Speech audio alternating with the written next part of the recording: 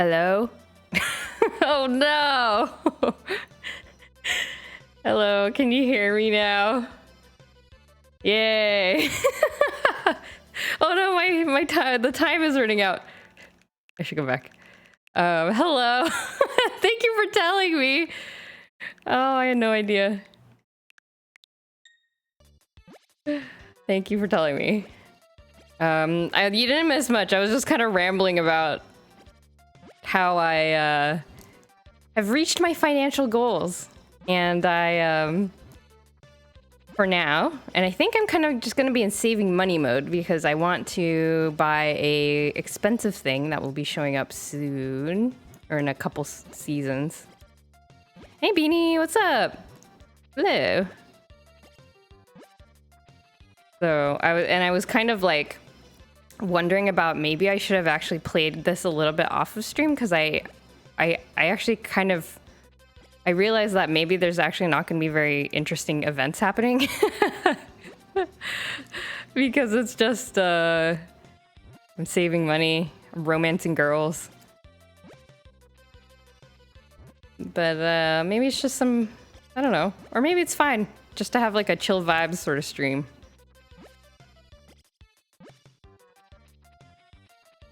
Where not much happens. Romancing girls, yeah. Okay, I think we are good. That. Yes, give me the money. Okay. Not much. We had a pretty bad storm come through earlier, which knocked out our power for a hot minute, but now it's back on. I'm gonna try to get some art done. Oh wow. Well, glad your power is back on. I'm glad to hear that.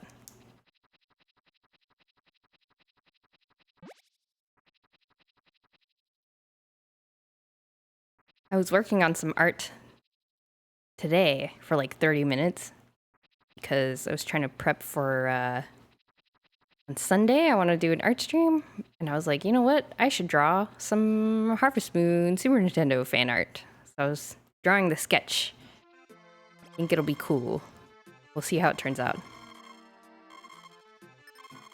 Something really nice happened today. Oh, tell me about it.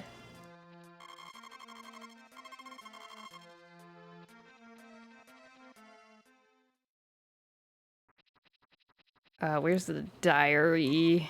On the diary. 4 hearts? Eve has 4 hearts already. Oh my goodness. I wonder how far their heart is, the maximum hearts is 10, right? So if I want to see all their dialogue, I need to romance them all to 10. I only got prescribed new pain meds today and was able to do an entire grocery shopping trip without needing my cane. Nice. That's very exciting.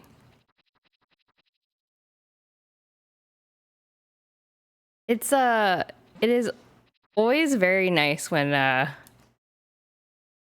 you know, like, I think being pain-free is sort of a thing people take for granted, because I mean that's like the ideal, right? Like, you're not thinking about it because it's not painful. And so being able to do something pain-free is really, it's really a nice thing to be able to do. I'm glad you were able to do that.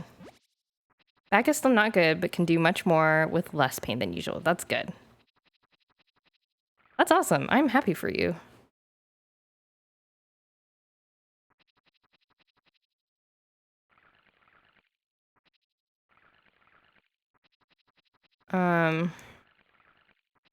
Because you mentioned nice things that happened today, I was also thinking of something, two little vignettes. I went on a walk the other day. I mean, these are really minor. They're not as momentous as being able to not use a cane for an errand, but I went on a walk, and I saw, just in our neighborhood, and I saw a little girl who was just sitting on a bench. I think maybe they were just waiting for their parents or something, but they had a whole bunch of like, I don't know, bags and stuff next to them. So I think they were kind of like watching the bags while the parents were doing something. But yeah, she was sitting on a bench, and she had this like gigantic sketchbook that was like almost bigger than her, and she was just drawing. And I don't know, like, I really wanted to be like, I was like really curious. I was like, oh, I want to talk to her and like know what she's drawing. And then I was like, no, I should not bother her. She is in her zone. I'll leave her alone. And also, I probably shouldn't be talking to random kids. But yeah, that was nice. I was like, oh, that's cool. It was just like hanging out. And then the other thing that I saw on that same walk was there's like a little park area kind of close to my apartment building. And I saw some people walking kind of from that direction. It was a couple, and the two dogs, and one of the dogs was just kind of like trotting alongside them on a leash, and then the other dog was in one of the people's arms, just kind of like not just being carried like normally, but it was like the dog was like on its back, like really like super splayed out, like. And then like its mouth was open and its tongue was just like hanging out, and it was just like it looked really relaxed. I was like, whoa. And then I couldn't help but I was like, wow. I was like, your dog looks really tired. And then they were like, oh yeah, we just came back from playing ball. And I was like, oh, so nice. So it was very cute. It was kind of like I don't know what breed it was. It kind of like a French bulldog, or like, you know, that kind of dog. So it had like real good like big mouth. It was like so that was really, really cute. And just some little things I saw this week. Speaking as a former child artist, I would say that if some random adult came up and showed genuine interest in what I was doing, I would have been ecstatic. Oh really? Maybe I should have talked to her. I don't know. You never know. Like some kids are like, why are you talking to me? I'm scared of you. And some kids are excited, but I don't know. I think I might have felt more comfortable if I knew, like, if their parents were, like, around. I think they were probably just, like, inside one of the nearby buildings or something. If their parents were, like, there to, like, supervise, I think I maybe wouldn't have felt as shy. Otherwise, I'd be like, I don't know, I don't want to be weird. But I don't know, it was cool. The kid was just having a good time. Just chilling. I was like, that's great. I'm glad you have the time and resources to just like sit and sketch.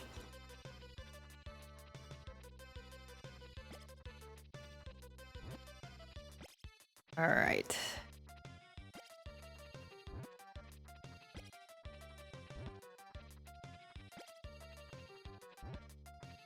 I will say, regardless of how realistic these stereotypes are, since you're female presenting, I doubt many people would have assumed you're a creeper.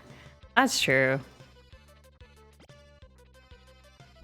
That is true. I don't think I was at too much of a risk at, you know, being yelled at or anything like that, but I don't know.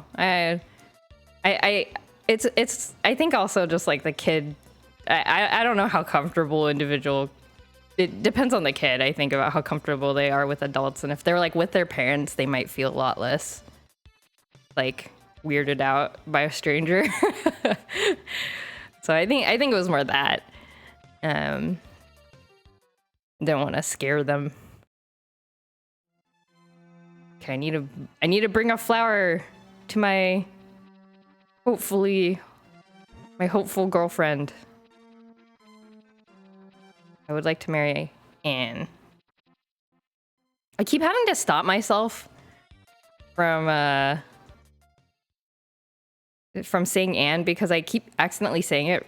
I keep almost accidentally saying it wrong because I have a coworker who has a name that's like very similar to Anne, but it's not Anne. And I spent like a really long time like making sure I'm saying her name right. And now it's like the opposite. Now I can't say Anne because I keep accidentally saying her name. 3 hearts. Okay, good. Very good. Hey, do you have any good tips or references for landscape art? I want to start practicing doing backgrounds so I can make my Pokemon pieces look better. Oh, you're asking the wrong person. I am not good at... I am not... Did I check my cow today? Oh, well, there's not gonna be... I can check them at nighttime. I do I know anything about backgrounds? Tips or references for landscape art? I mean, gosh, I don't know if I'm qualified to give any tips because I feel like I struggle with one of the most basic things, which is just like figuring out the perspective of like how the character fits into the scene. And I just kind of do it by trial and error and just doing a lot of Googling of like trying to look at similar scenes. And I don't know if I'm like successful at it. I'm trying to think of what I've done in the past. I mean, usually I think what I do is I kind of get away with drawing like backgrounds that are really distant. Like I think I'm thinking back, like I think for the pieces that I've done recently, or in like the last like 1 or 2 years that I've had background, they've been like characters standing somewhere, and then there's like nothing behind them except for like a distant like mountain scene or something. So the trick is to draw the character standing like really far away from the background, and then you can kind of like get away with like kind of more focusing on the color composition and stuff like that without worrying too much about the details of like what actually is being shown in the background. I'm gonna do what I've seen another streamer friend do, which is just find a nice photo on Google and then try to copy it. Trying to see if there's ways I can do that well. Yeah, I mean, I think that's... Have I ever done that? I don't think I've ever, like, found, like, a... I mean, I've done it from, like a art study perspective. Like, I found, like, landscape photos and, like, tried to copy that. But for backend, like, for where characters involved... I feel like it's almost a different set of skills, or like an orthogonal set of skills, where I'm just kind of running around because I'm like trying to think while I talk. Did I water my plants? No, I should water them. And it's more like it's more about, I think for backgrounds of characters, you kind of just have to figure out how to simplify. Because because real life landscapes can be pretty cluttered, actually. And so, oops, I was not aligned with the squares. Real life landscapes can be kind of cluttered, and so you kind of have to like fudge it a little bit.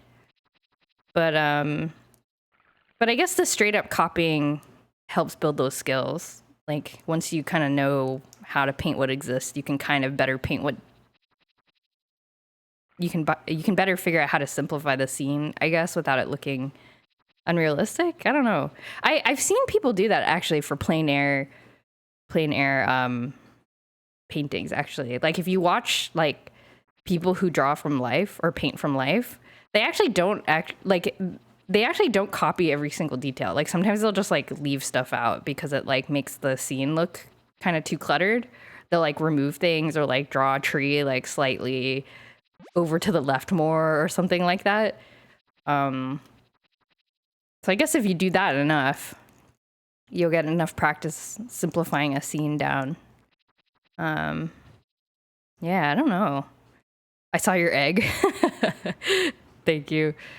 Thanks for looking at the egg I drew. One thing I know about doing backgrounds, I want to do just from a style perspective is I've always liked when pieces have backgrounds with colored lines with characters to have solid black lines. Yeah. Like I think that really helps separate the character from the background. So yeah, I think that really helps. Simplified shapes, simplified color palette, and then kind of shapes that point to the character in some way or like frame the character. So those are kind of just abstract things. I guess those are things I do think about when I'm trying to do backgrounds, but I mean, I don't do backgrounds that are super detailed. But Yeah, that's also something I want to get better at. Oh, money is rolling in. One thing I've also wanted to try is I've seen people do this where like they'll take a photograph and then they'll place like they'll draw on top of the photograph directly. So like they're not editing the photograph or using it as a reference or anything. They'll just like draw the character straight up in the photograph, like doing some kind of activity or like, you know, whatever. And I always think that's really fun, and I think that would help. I kind of want to do that. I've never tried it before, but I want to do that because I think it'll help me with my problem of like not knowing how to place characters in a scene. And I think it also would give lots of practice like drawing people from different camera angles, because you'd have to make it fit the perspective of the image. That would be like another kind of cool exercise of like sort of going backwards of like, rather than drawing the background, you're like drawing how the character fits in a background, given that you have one already. And that'll probably help. I don't know. I feel like I would learn a lot about how different backgrounds work well when you're trying to place a character in an environment. Oh, I have 9 chickens now.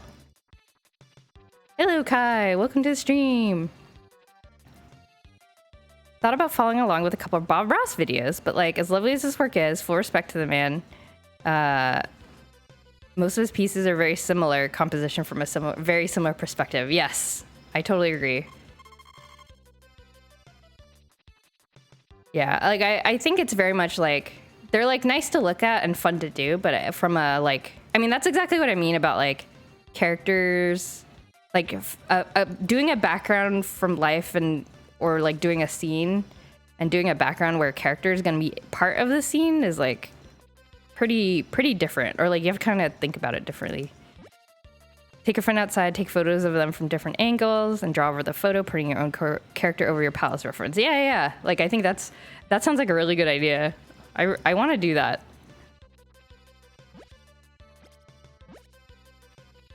I forget who I saw recently post. There's a Japanese artist that I follow that I can't recall now. But I think it might have been Mika Pikazo. The famous Mika Pikazo. I think they posted some pictures in that style of them attending Anime Expo. Like, they took pictures of their time in Anime Expo and they like placed their self-insert character in there, which I thought, and it looked really cool. I really want to try that. But alas, I'm also not very good at photography. But I don't know. That's also kind of a skill, I guess. Maybe that's why I'm bad at backgrounds, is because I'm not good at like thinking about scenes and like capturing a scene. So maybe learning a bit of photography would help.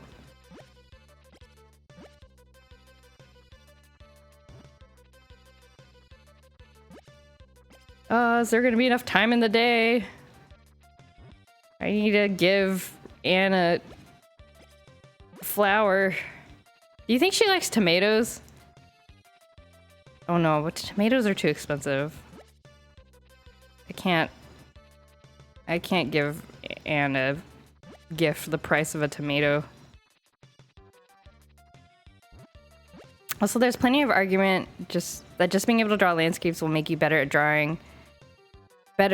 Will make you better at drawing backgrounds featuring characters. Kind of like how folks always say, even if you have a very abstract or cartoony style, you should still take anatomy classes. Yes, that's very true.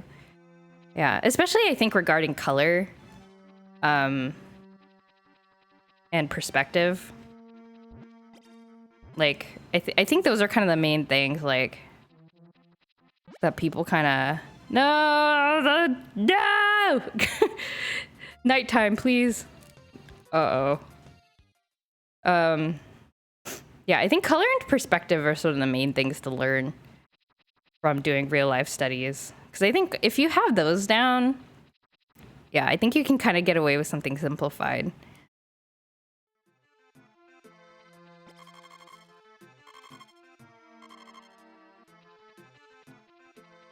Okay.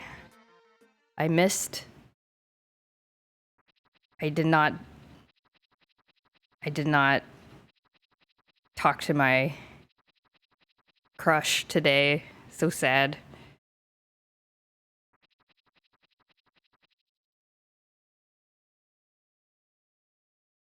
Just had a fun idea. What is the fun idea? Oh, I just realized though that because I can't grow plants in the autumn. Or will these still grow? I don't know. Will they die?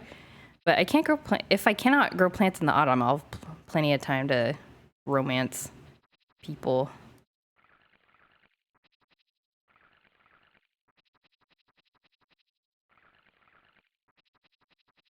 Okay. Do I not need to refill the sprinkler? That would be awesome if true. Crops will wither in autumn. Ah, okay. I will be free of my responsibilities in autumn. Excellent. Did I talk to my cow already? I can't remember. You said you also wanted to practice landscapes and backgrounds. What if I found some nice landscape photos for both of us to try and copy, and when we were done, we could compare them? I'll be free of my responsibility. Yeah, sure. I don't know when I would be able to do them. But I'm always, I mean, I won't say no to like cool reference photos. Yeah, I think for me, like yeah, I think for me, I'm more like the skill I want to learn is like placing characters at a scene. I feel fairly like okay with my skills of copying a landscape. But like I've done it occasionally, or like enough that I feel like kind of comfortable with it, but it's more like putting it all together is the part that I struggle with. But I will not say no to good reference photos. I make sure to find photos of people in there. Ah, you drive a hard bargain. I mean, yeah, I won't say no. Document, hello, welcome to the stream. Okay, I think we're done for the day. Do you see that little frame of when the sprite is, when like the protagonist sprite like gets into bed? He looks like sick when he gets into bed. It's like the same face he makes when he collapses on the ground if you use up all the energy. It makes me feel alarmed for a split second. Whoa! Oh my god! Good god! The old hunter is locked in the cave! Oh my god, what? What? Do I need to bring items? Hello? Okay, nobody's panicking, I guess. Oh, we've got to save him as soon as possible. Oh, okay, everyone's panicking. We can't go forward because the inside of the cave has collapsed. Have you got a hammer? Hammer? Oh, do I have a hammer? Nope, that's the sprinkler. Let's rewind time for a sec. I should have... Okay. Let's grab a hammer.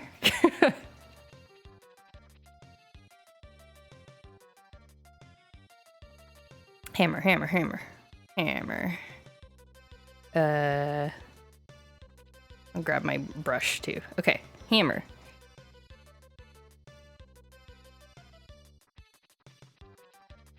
Oh my god, tomatoes.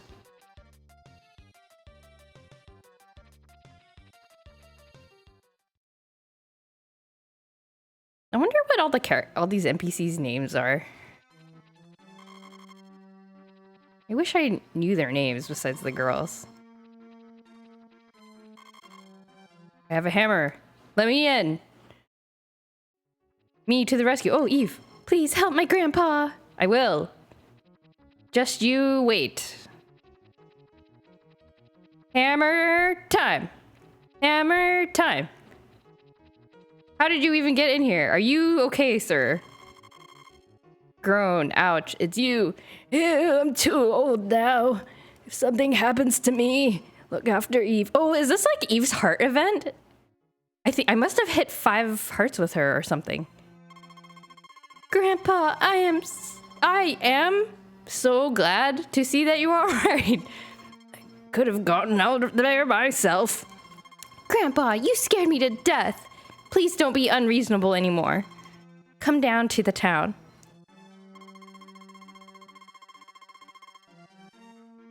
So glad you made it. He's a promising young man. I think that's the carpenter talking. Thank you. Aw, I got a kiss. I got a kiss.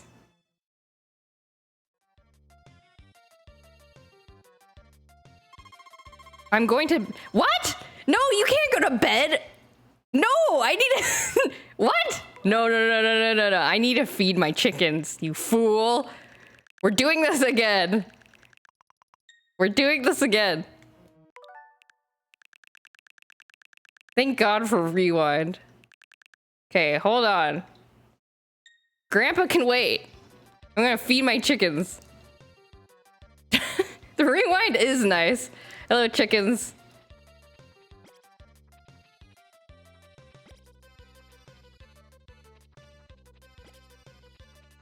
I mean, saving a grandpa, I guess, takes all day.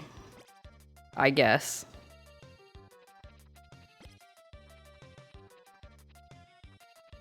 My chickens must not be starved. They've already suffered enough during that period of time. Like the 10 days that I didn't have any grass for them. Should I chip my tomatoes? I mean, he's probably fine. He said he could get out of there by himself. He's got like 3 herbs next to him. He has stuff to eat. He'll be fine.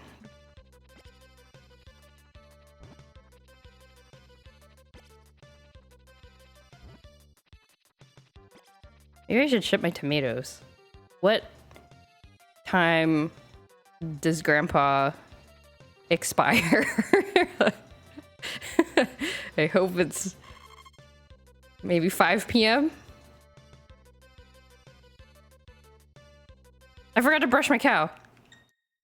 Nope.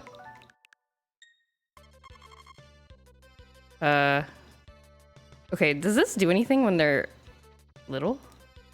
No. Okay, brushing. Oh, but she made a little happy face, so maybe it does do something.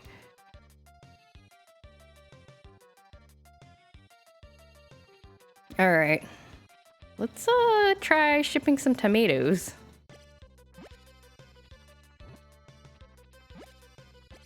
Grandpa's probably fine, right? It's not even noon. It's 7 a.m. He's fine. Grandpa is fine.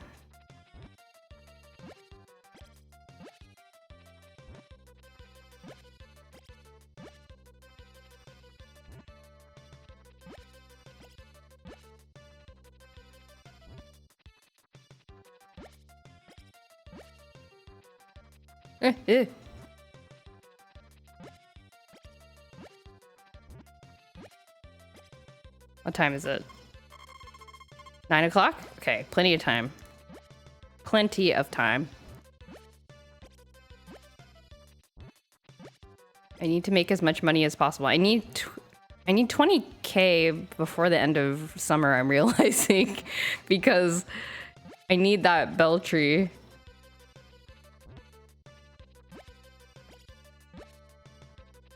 I want that bell tree for 20K.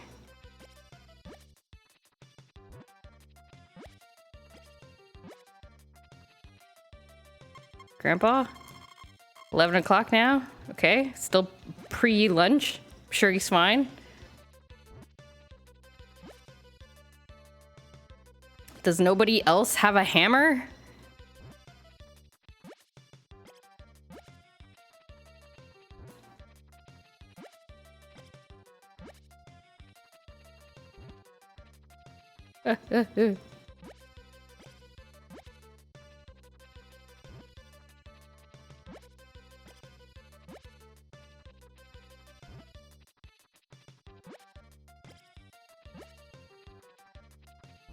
Okay. And now we ride to the mountains.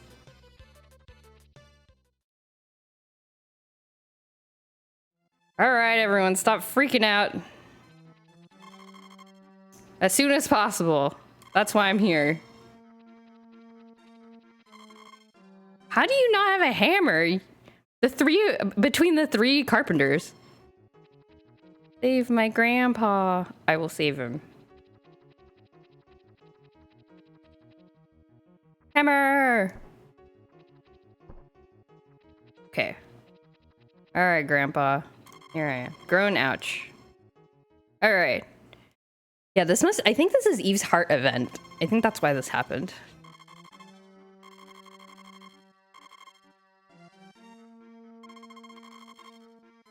Are there any more heart events?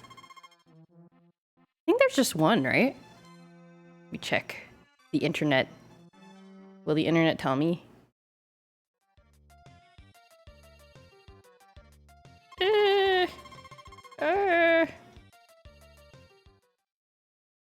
Oh yeah, I guess there's just one event.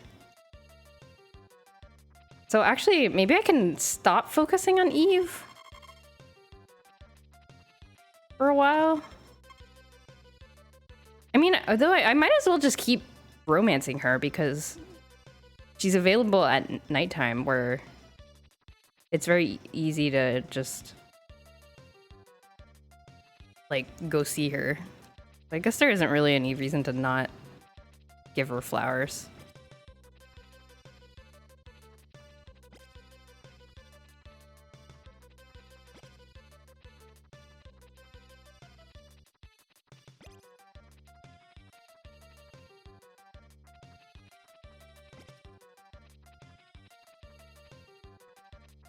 Okay.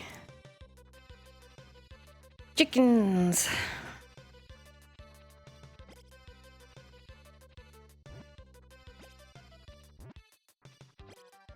Oh, Harvest Moon reminds me, I started playing the, I don't know if I mentioned this on stream, but I've posted about it on, like, other social media. I have some pocket stations, because I found 2 when I was in Japan, earlier this year. And one of the first things I did, oops, 1, 2, 3, 4, 5, 6, 7, 8, 9, 9. One of the first things I did was I loaded up Chocobo World, and I loaded up the Harvest Moon. There's a Harvest Moon Back to Nature mini game that you can put on your Pocket Station. Oh, no tomatoes. Okay, it's romancing time. And Chocobo, I will say the Chocobo World mini game for the Pocket Station, which is what you get when you hook up to Final Fantasy VIII. Is really fun. It's like a cute little thing. It's a cute little like adventure game, like random adventure game. The Back to Nature, Harvest Moon Back to Nature mini game is like really hard. Blue flower. Why is everyone standing in their yards? What the? Oh, is it the weekend? Can't look at my... Hello? Is it Sunday? Must be Sunday. Yeah, it's Sunday. Let me save some time. But the Harvest Moon Back to Nature minigame is very hard. And it also makes this, like, horrendous sound when you do the minigames wrong. I don't really like playing it.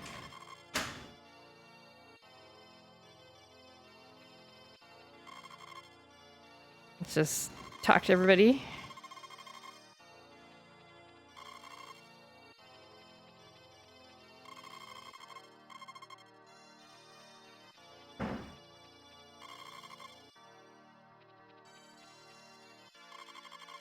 So apparently these two, Nina's mom and Anne's dad, they'll get married if you marry Anne, I think. If you marry Anne, they get married. Hi, Maria. You've come to listen to the priest. What if I say no? No, her affection will go down. I sure am devout. Okay. Let's pray. Alright. Oh, does he do like a different animation? Oh no, he doesn't. Maria's good at playing the organ. I will admit. Blue feather! I shouldn't buy it yet though. Okay. Try to bring, is there enough time to bring another flower? Maybe I'll bring one to Maria. Whoa.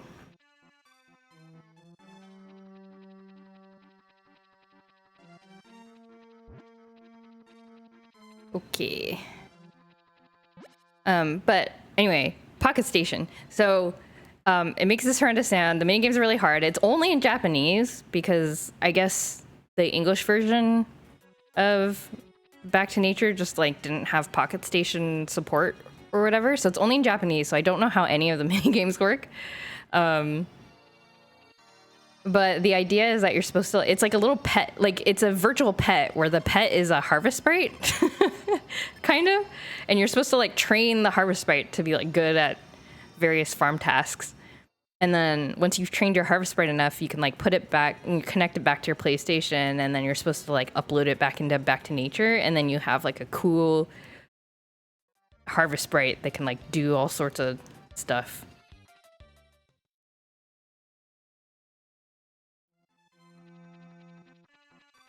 Are there any more people I can give flowers to? Is there time? It's 4 o'clock? Oh. So much money now. Okay, I don't think there's... It's not worth coming up here.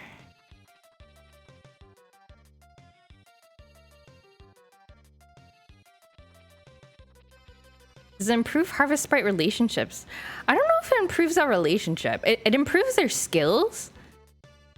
I don't know if that's different. I've actually never played Back to Nature. I almost said Breath of the Wild. I've never played Back to Nature. So I actually do not know how that works at all. I should play around a little bit more with it. I think their ability to work in Back to Nature is only their friendship with you. Oh, okay. So then I guess that is it. What I can tell in the Pocket Station is that it has like 3 stat bars. I do not know what the stats are because it's in Japanese. So there's some kind of like, and like different mini games seem to improve different stats. So I don't know what that means. Or maybe maybe that's just part of the Pocket Station game and then it just kind of all gets maybe it just all contributes to friendship when you load it back into the main game or something like that. Maybe it's just something like that. But it's very hard. So I have not been taking care of my harvest sprites. Oh, and also it really is like a virtual pet because they like don't work at night. So the Pocket Station has like you set the time and everything, so it knows like what time of day it is. And frog! Oh, it disappeared. And it just like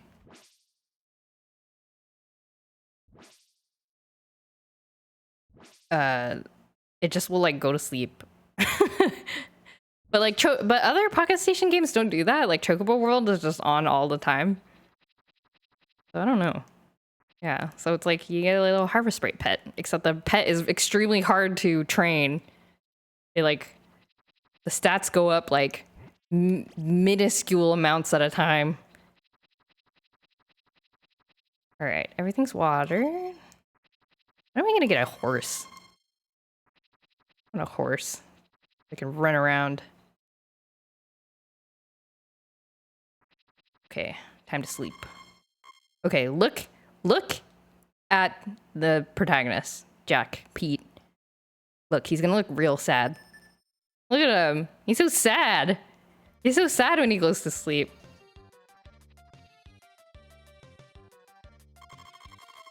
And hot. Great. 27th. He has like that sick look on his face. Can you get sick in this game actually? Dog, come here. Hug the dog. The chickens.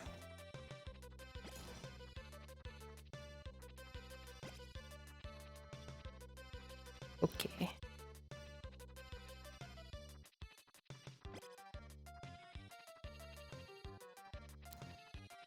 Also I would like opinions. I have been struggling with whether or not I should stream A Wonderful Life. Because on one hand, I think it would be fun to play with people watching. But on the other hand, it's like a freaking, I mean, it's not that long, but it's, you know, it's like upwards of 20 hours or something like that, I think. It's a long game. And I don't know. Can I commit?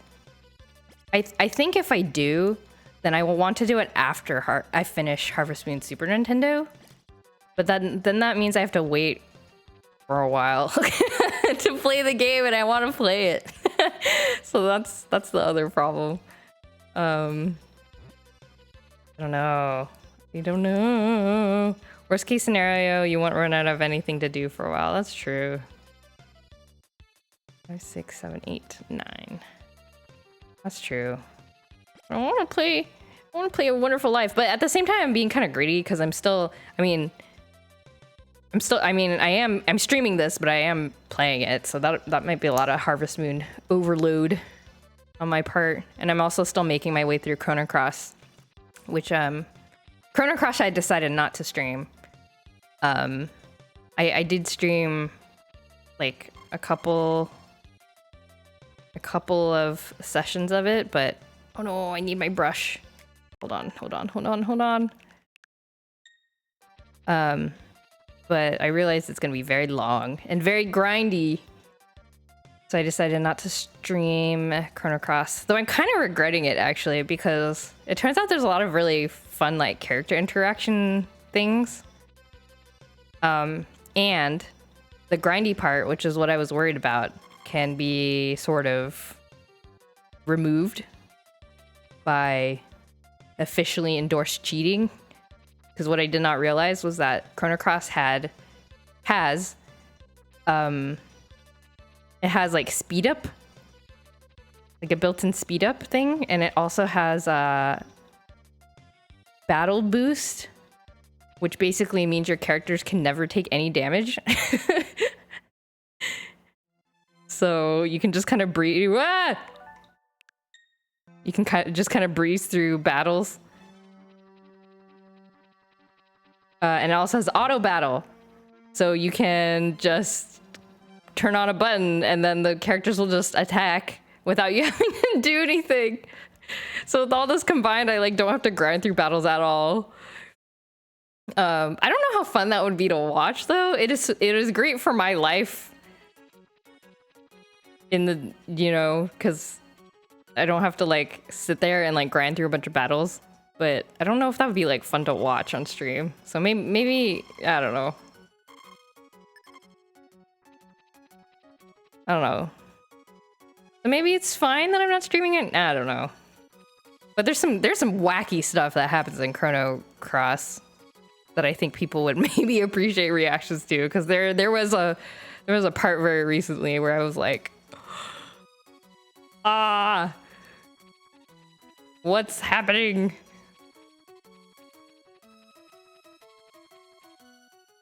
Do I have time to give another flower to a different girl? To Nina, perhaps.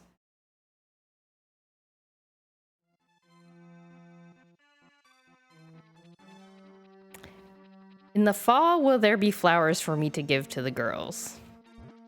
Because if not, then my plan of using fall to get ahead in my romance game is not gonna work.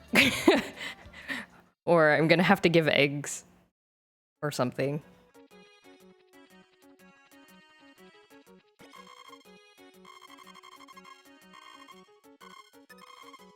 Okay. What time is it? It's 2 o'clock. Is it 2 o'clock? Did I go try to talk to Maria? Oh, she's just like right there. Okay, great. Then I'll give a flower to Eve. I also want to stream the Outer Wilds DLC because a lot of people are asking for that. So I don't know. I guess there's not really a shortage of things to stream, but in regards to AWL, you could always play it off stream and then give a recap of what happens if you decide to stream it. Ooh, that's a good idea. I like that actually. I guess that would be... Yeah, that's true. I could play it like kind of off and on. Because I don't think I would play so much that between streams that like it would be hard to explain what was going on. It would be like checking in and giving updates, kind of. Yeah, maybe I could do something like that. That's a good idea. Because I do... Maybe that's a good compromise. Because I really actually do want to stream it, but Oh, 5 hearts. I just, like, don't know... partially because I've never played it, I just, like, don't know how long it will take me. Because I remember my first stream, it was, like, 3 hours long, and I only got through, like, 2 days. two in-game days. And so I was like, is this tenable? I do not know. Okay.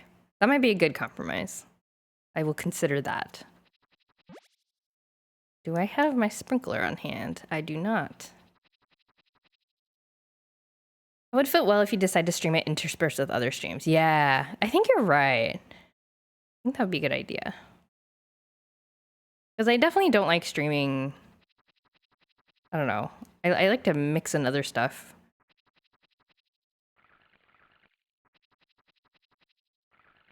Trying to find reference images for women's funeral clothing. And most of it is product images from companies. Basically saying, we know your loved one is dead, but that doesn't mean you can't slay. Oh. Interesting. Well, everybody copes differently, I guess.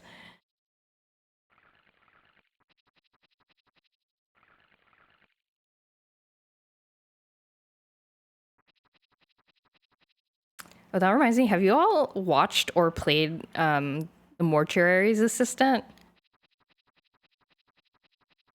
Because I've watched it a couple of times. Playthroughs of it a couple of times, but then I was watching a VTuber I follow. It's an older stream, but I was watching the VOD of him playing it, and he's like very much into the story. And I did not know there was a story to The Mortuary's Assistant. I just thought it was a scary game, but there's like a whole story. But you don't see it because most people stop playing it after one thing. Like completion of the game. I talked to my cow. I'll talk to her again. She deserves it. Depending on how often you want to stream, I know a lot of streamers will be like, Game A on Tuesday, Game B on Friday, art whenever I feel like it. That is true. I'm very scared of making a schedule of some kind where like people will rely on me to play a game at a certain day of the week. Because I'm like, no, I can't make myself accountable for things. I'm scared. I'm scared of responsibility. But I know one thing I do want to kind of be better at is I'm trying to be better at doing Sunday streams as art streams. And so I think that's about as far as I'm going to go with like guaranteeing certain things. But that's also kind of, I found that also kind of hard because I end up streaming on Friday and Saturday, like games. And then on Sunday, I'll be like, I really want to keep playing the game I was playing on Saturday. And then I don't end up doing an art stream, I just like, play games.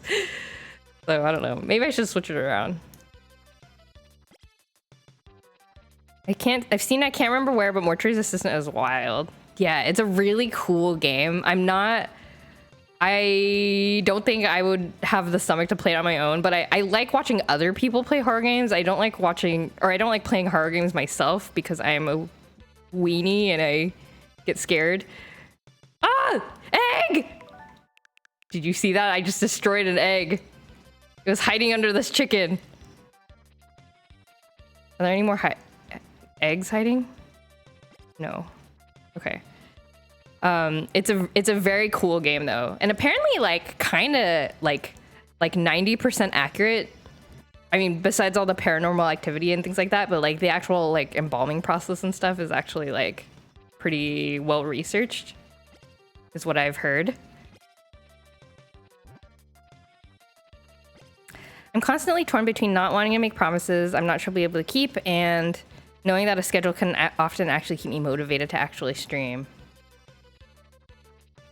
Yeah, that's the trade-off, isn't it? A lot of streams I watch, the streamers will have a schedule for days and times, but don't schedule the content itself.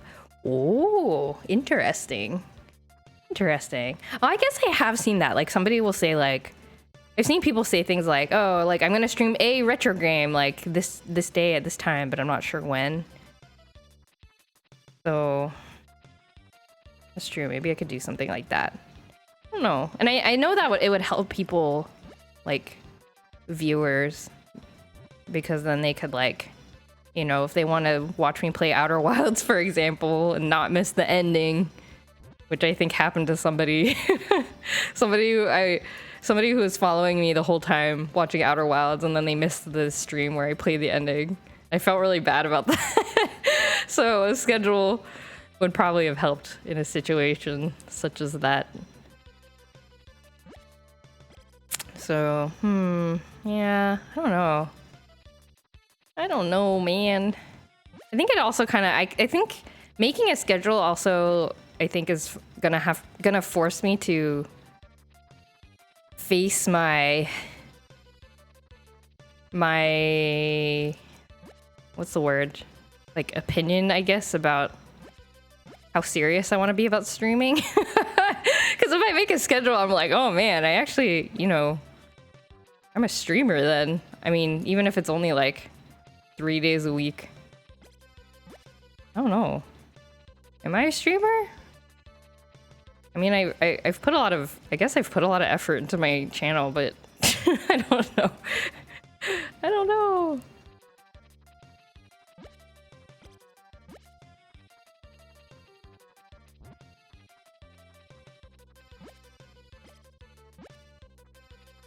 Good compromise could be, instead of having a schedule for the whole week, give people a heads up before stream. Hey guys, tonight at 9, be finishing Outer Wilds at like noon. That's true. That was a good idea.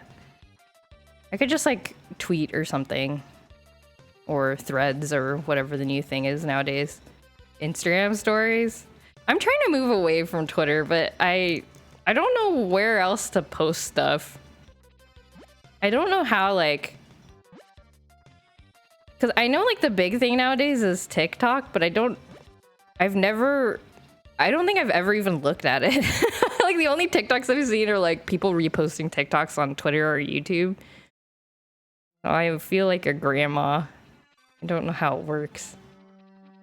And then like all Instagram is like all videos now too, and I'm like, I don't know how to make videos.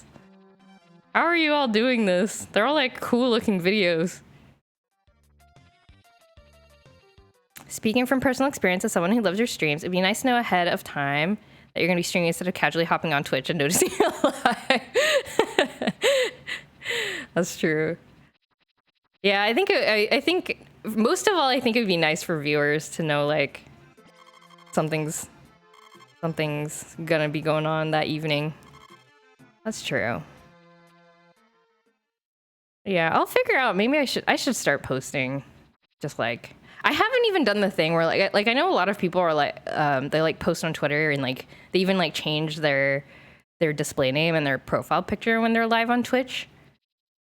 But people like will post like live now or whatever, and I actually have intended to do that, but I just keep forgetting. Hello, dog. Give dog hug. Haven't gotten Threads yet because it's only mobile apps. Yeah, that's the thing. It's like I got it because a lot of artist people I follow are now on it. So I was like, oh, maybe I'll post my art on there too. But it's, oh, look at her little happy face. Blech. Come here. Get brushed. Well, maybe I can only brush her once. But it's painful to post art on your mobile phone only. I have to like download it to my phone and then post it. And then I'm also like, am I just kind of duplicating my Instagram profile? Like it kind of feels that way, so I don't know what to write. And then I'm like, maybe I should just, you know, post my shit posts like I do on Twitter. But then I'm like, nobody will want to follow me because I'm just posting dumb content. And like all my art stuff will get like pushed down. It is a dilemma.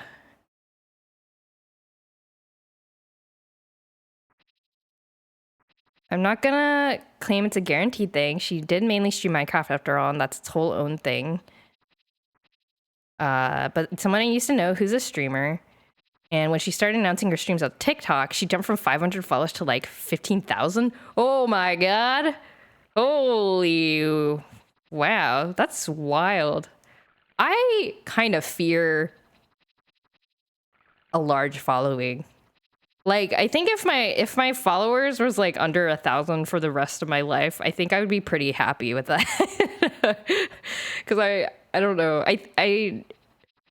I fear people. I fear internet people. I actually had to unfollow her because her chat got too wild for me. Yeah, that's like what I'm scared of. I am scared. I'm scared of internet people. I would like to be I don't know. I would like to be quietly obscure. I much prefer streams like yours where there's like a few people chilling and just hanging out. Yeah, I like it too. I don't know. It feels a lot less pressure instead of having to like...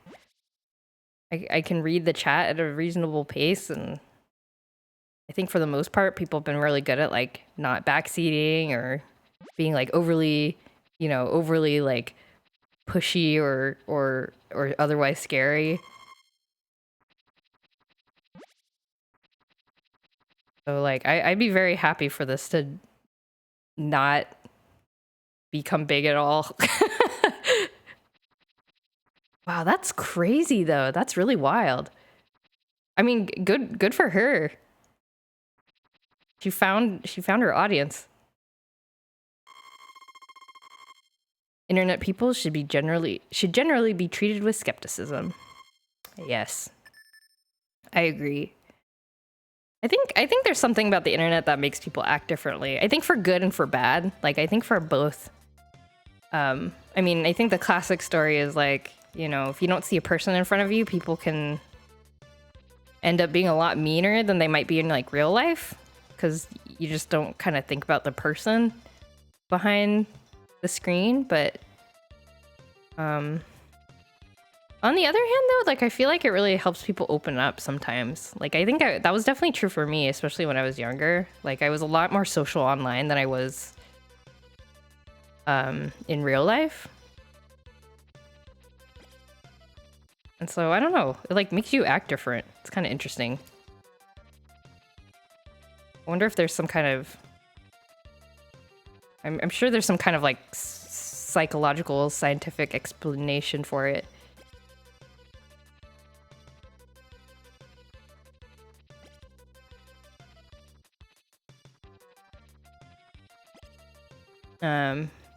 But yeah, I guess in both cases though, it's sort of like there's definitely like an alter ego thing going on, whether it's conscious or not.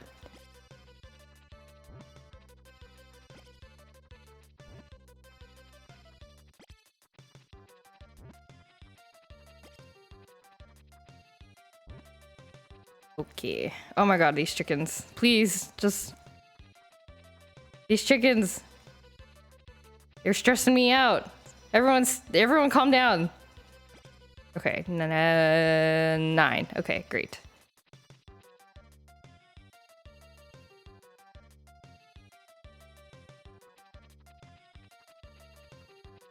Tomato harvesting day.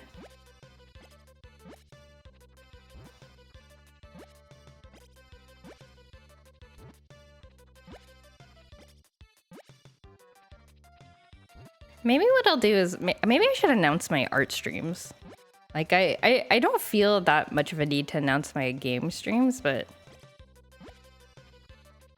I think I'd prefer a smaller group with game streams. But for art streams, I think it can be I think there's a lot less danger of people being like overly rude or something. At least that's the hope. That's my guess. I think with games, it's really easy for people to be like over eager and like say, oh, you should do this, you should do that. But for art, it's I think a lot harder for people to like... I think most people are just there to watch.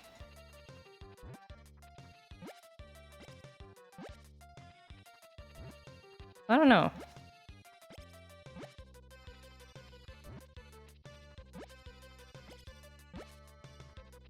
Okay. Tomatoes. I think I'm gonna be good with my financial goal. Oh, is it almost? Summer, there's one more day of summer. Uh-oh. Counterpoint. Art streams don't have the same continuity as game streams. Going back to the point you made about how someone would be disappointed to miss that episode of Outer Wilds. That's true. That's true. That's true. I should be brave. I should be brave. And I should be communicative. Yeah.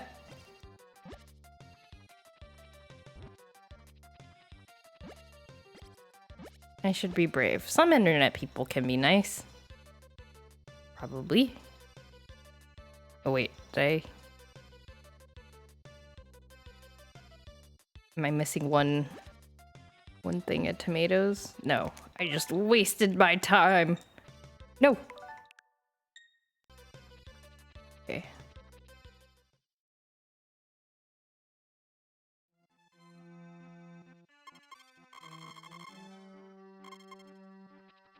Also, for reassurance, remember you are fully capable of banning anyone who gives you sus vibes. That's true. The problem is, like, sometimes, like, people aren't like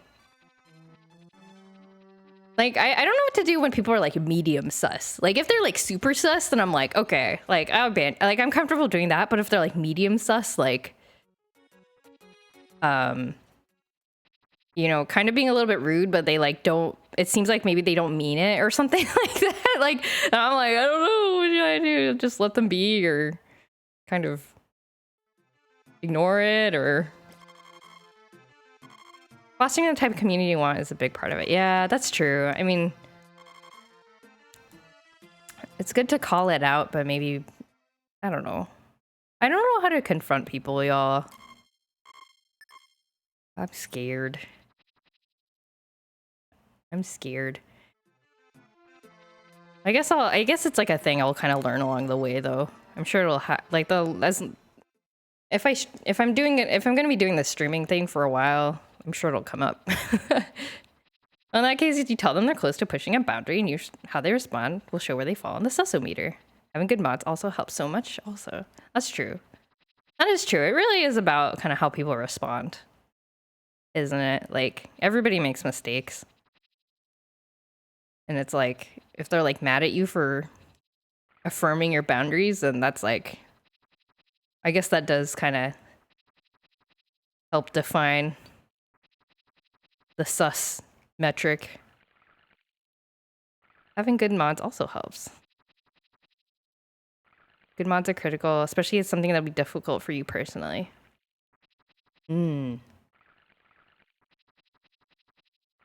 Okay.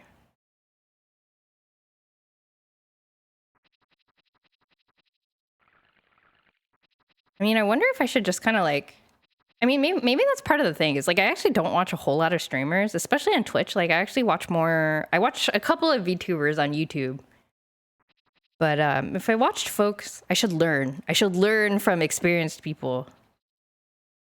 God mods, good mods, both good and God.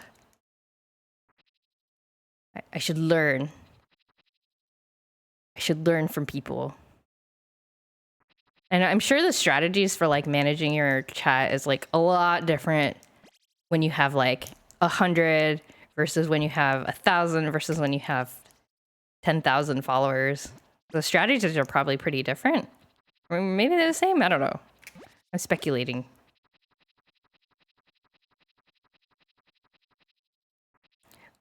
In my own streams, I had this one person who was always really nice and fun to chat with and also supported my stream a lot, but they also had a really bad habit of venting about depressing life stuff in chat and getting upset when they were being ignored, and eventually had to ban them. Oh no! Feels bad, man. But it's like, you gotta do it, right? Like, it's like not... I mean, the stream is like a... You know, it's a public place. There's a time and place. Parasocial is real, yeah. Oh, that's hard. But I think that's the right decision. Especially, you know, Like, you tell them and they don't stop, and yeah, that's hard.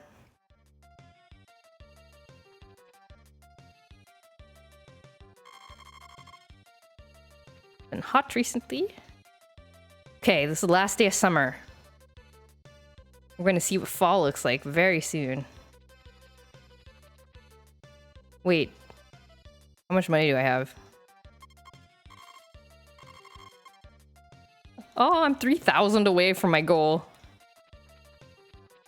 Okay, that's okay. I have a whole autumn season to make 3,000 gold.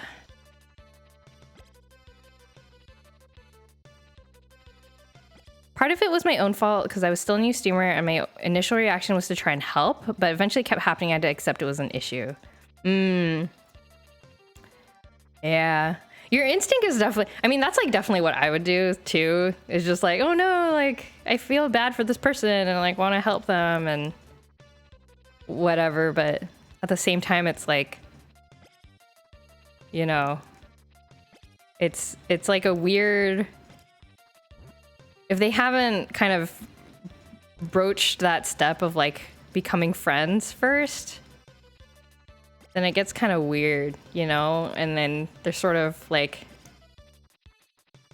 getting support from a place where maybe you haven't really like mentally allocated the time and energy for this person because you were like, oh, I thought our relationship was a little bit different than I think they're thinking of it. And so that gets really exhausting. That's where maybe a different community hub, like a Discord server, might be better fit, where the community can engage with each other. Yes, peer support, and they can make friends with people. Can make friends with each other. What am I doing? I'm just like running around inefficiently. No, I must give all the flowers I can. Actually, the thought of having a Discord server is also kind of terrifying. I feel like that is definitely like a place where you need good mods for sure. Because it's not like with the stream, like if things really go south, you can just like, you know, you can turn off the stream and be like, ah, you know, it's over. We'll try again another day or whatever. But the Discord server, you can't just like, it's like on all the time and you're not like managing it. You're not looking at it the whole time. So you need like, I don't know, you need like eyes on it. That seems really hard.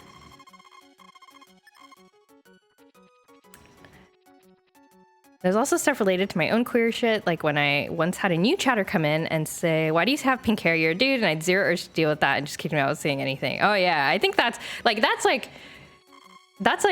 a case of 100% sus. Like, no, just like do not need to deal with that. Like, come on.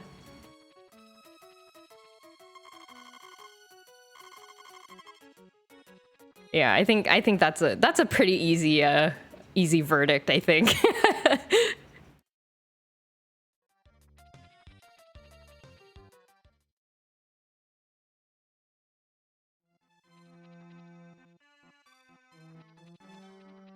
I wonder what the music will be like for the fall season. I'm very curious.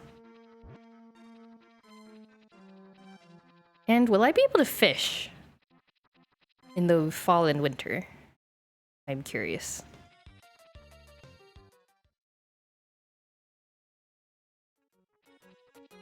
All right, Nina, take this flower. You love flowers.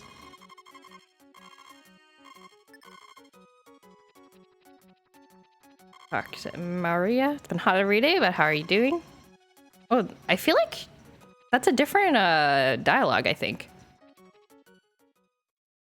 Should I buy more grass? I think I'm okay on grass, actually.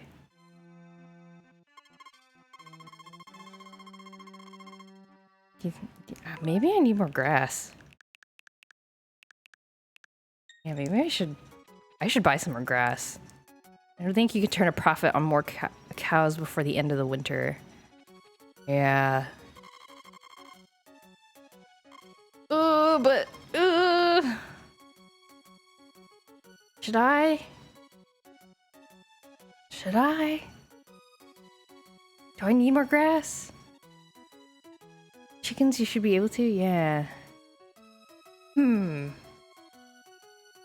know what? I'll pass on the grass because I really do want to. I really do want to save up for that bell tree, and maybe I'll just not buy another cow until the turn of the year. Maybe I'm gonna regret this. I don't know.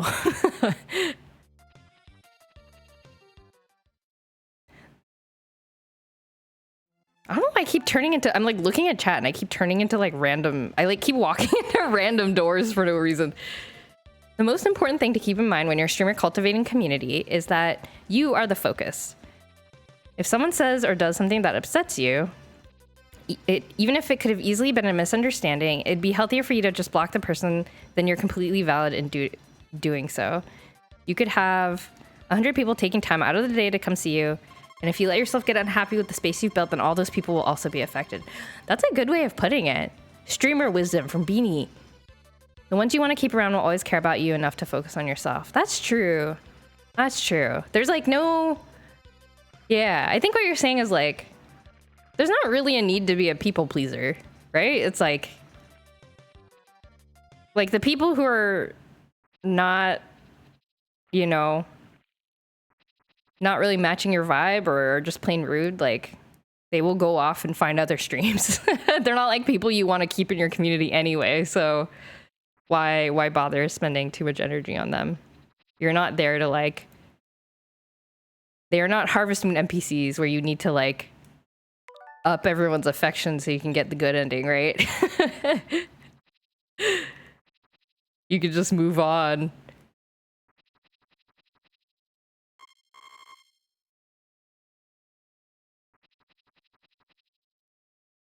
That being said, I've also interacted with some streamers who take out to pork streams and are just jerks to their chat. Oh no. I don't believe you're capable. Yeah, I would just like, oh no. I don't know if I can be jerks to anyone, really. Unless I was like very angry or something. I'm more of a... If I act, like, if I'm in a situation where I would act out, like, I would be more like, I don't know. I think my instinct is to like cry or something.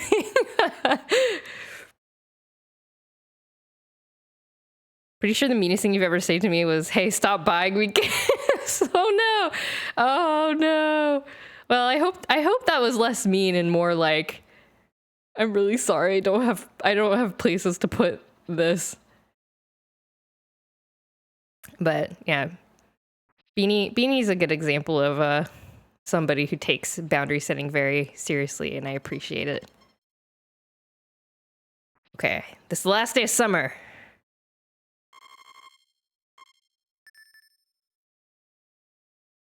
That was my... Oh. I see. Whoa! The fireplace is on! Check that out! Was that on before?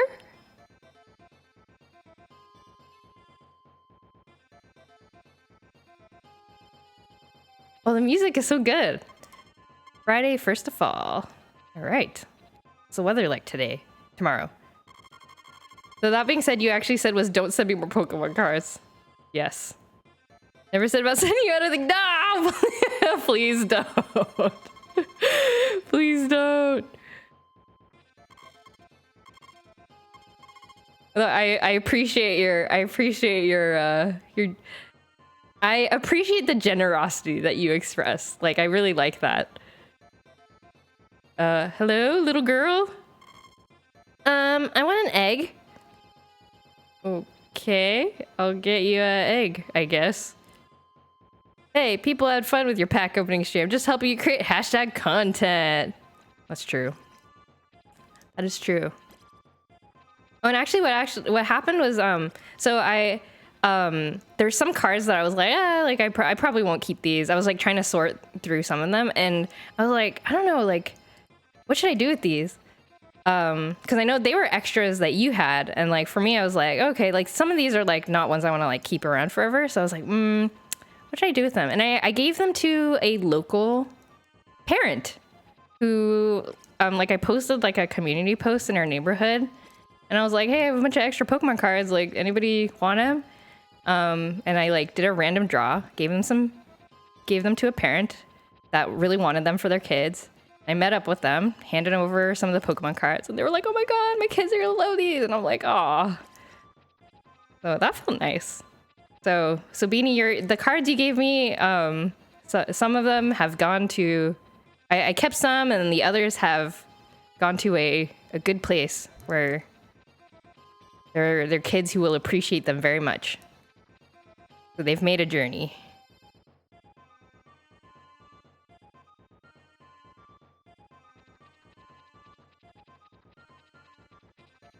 Oh, these are dead, huh? Okay. All right. Oh, I forgot to give her an egg. I was thinking about Pokemon cards and I forgot to. Hold on. Let me grab that egg for you, little girl.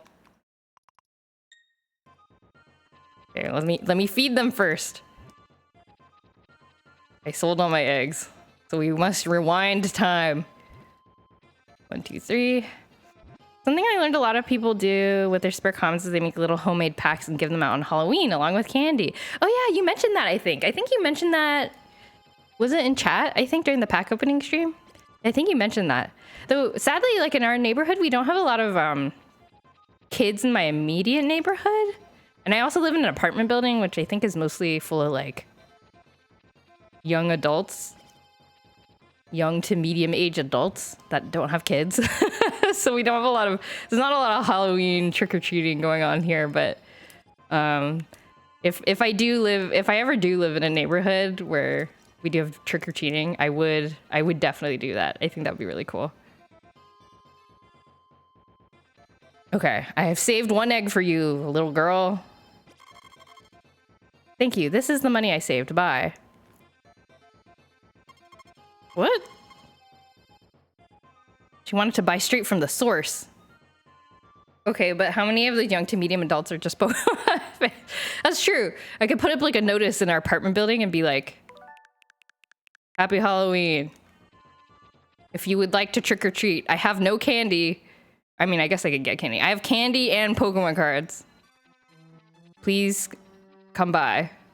Mushrooms. There's no flowers. Oh God. What am I gonna do? What gifts do I give the ladies? Can I ship this? Mushroom.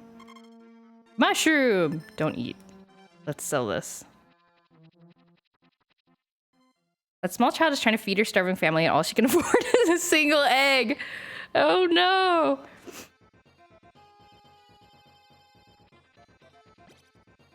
Well. I wonder how much money she gave me. I wish I hadn't taken her life savings. Hold on, let me look up something up. How much do the mushrooms sell for? Oh, the poisonous mushrooms sell for way more.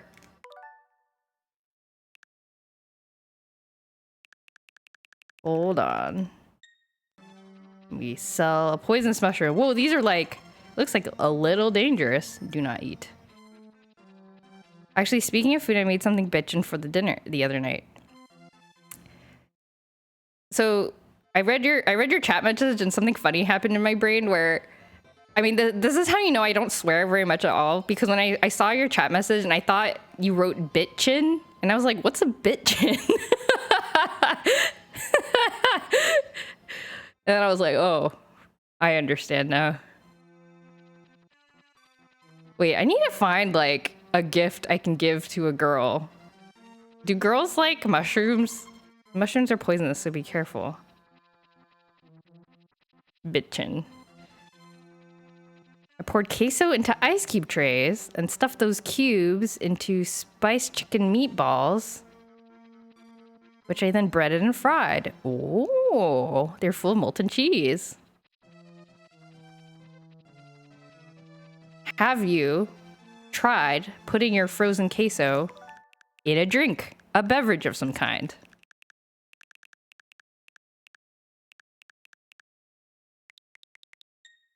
Because that would be... Anne likes eggs? Uh-oh. I sold all my eggs. Let's see who likes mushrooms. Anybody like mushrooms? Uh-oh. It might be too late in the day. Andas? Okay. I must go visit my wife. I mean, my crush. I can't get ahead of myself. 1, ew. 2... Oh, hey, Ellen. Stop. Let me in. Okay, whew. Why did I think you were gonna say, have you tried putting your frozen queso up your butt? What? Constant effort is important, you know. They say success comes from failure. True. I don't know what to say to that. That seems very uncomfortable and probably not good for you. Gift points change based on NPC and their location? Wait, really? Huh. So like depending on whether you give them a gift outside or in their building, it like changes. Oh, that's wild. Dude, I'm lactose intolerant. Cheese is awful thanks to my butt already. I mean, like, same. But that doesn't stop me. That didn't stop you from making molten cheese-filled chicken meatballs. Actually, one thing that I'm ashamed that I did not know about sooner is Lactaid. I've been lactose intolerant basically all my life, and only in like the last year did I realize that Lactaid exists and you can eat it with your meals and it fixes pretty much everything, almost everything. And I've suffered all my life without knowing this magical invention exists.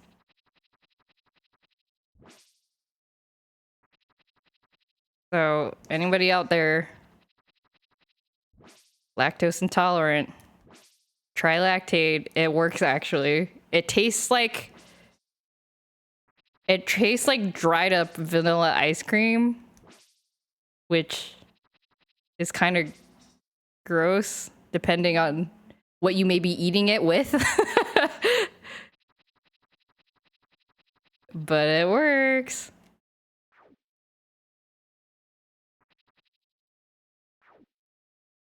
You are brave. You brave the cheese. You're just lactose intolerant because you're Asian. I'm lactose intolerant white, which is much better. Oh yeah, it's like not as common, right? Or something. I don't know. I don't know how it works. Oh, look at this horrible. Oh, what have I done? I need a rewind time for that.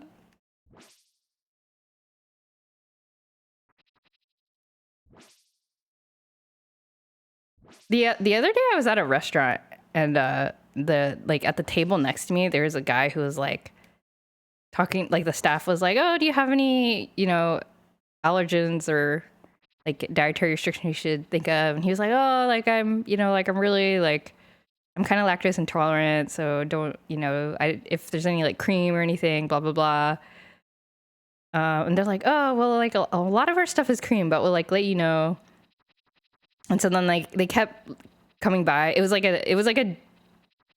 wasn't a dim sum place. They didn't serve dim sum like food, but it was like a dim sum style thing where they like bring dishes of food around and you like can choose whether you want to take it or not. And they kept coming around with stuff and he's like, "Oh no, I can't have that. I can't have that. I can't have that." And I really wanted to be like, "Lactaid, man.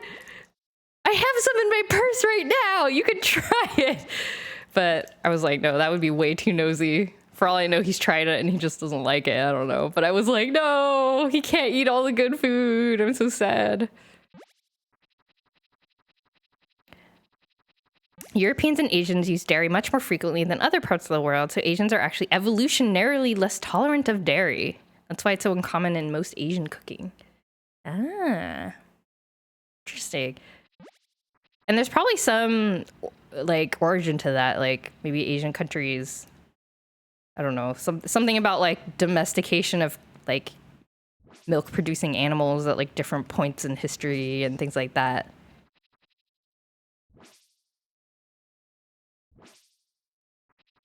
Okay. Wow, we're making good progress on our... I feel good about my grass supply. Okay. Did I talk to my sweet cow? Need to tuck her into bed. Ah. Okay. Don't need that sprinkler for a while. I'm not gonna read that. Beanie, I'm not gonna read that. People watching the VOD on YouTube, you're gonna have to look up the chat replay on Twitch if you want to see what they said. Okay.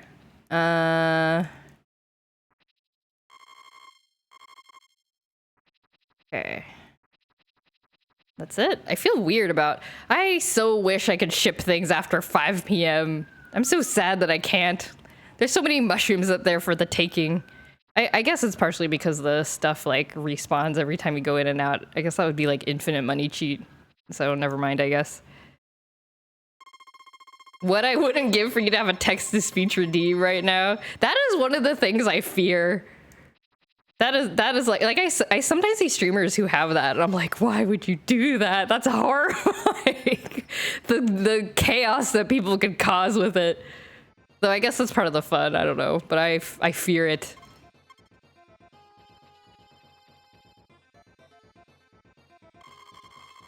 The autumn months are beautifully colored. The sky will be clear and blue tomorrow. Great.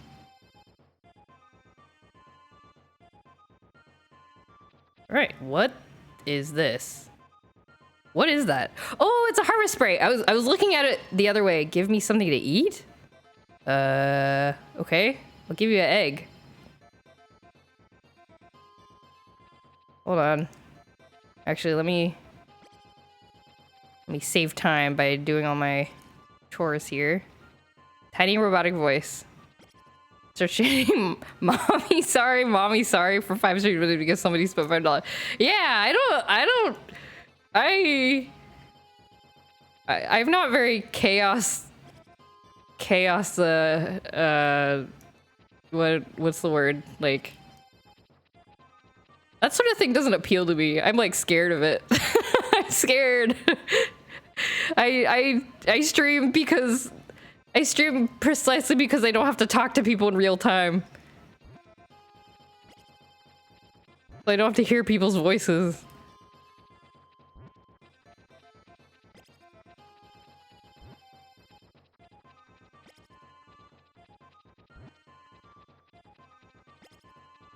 Is this dead harvest rate gonna be okay with eating a raw egg? I hope so. That's all I got. Alright.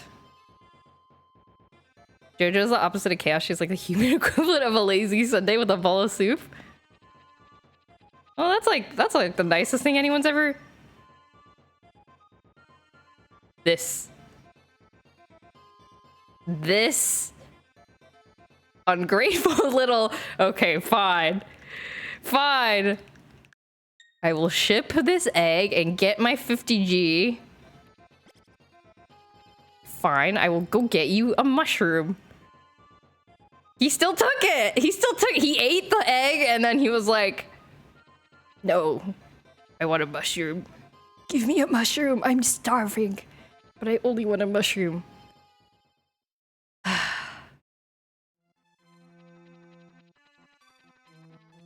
Here's your dang mushroom. Mushroom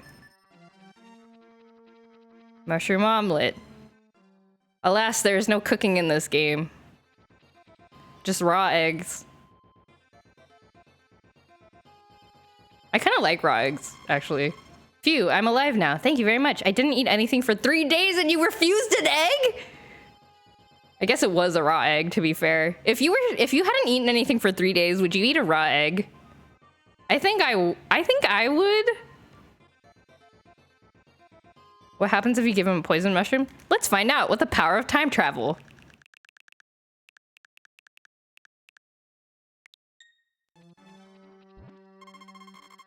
It looks a little dangerous.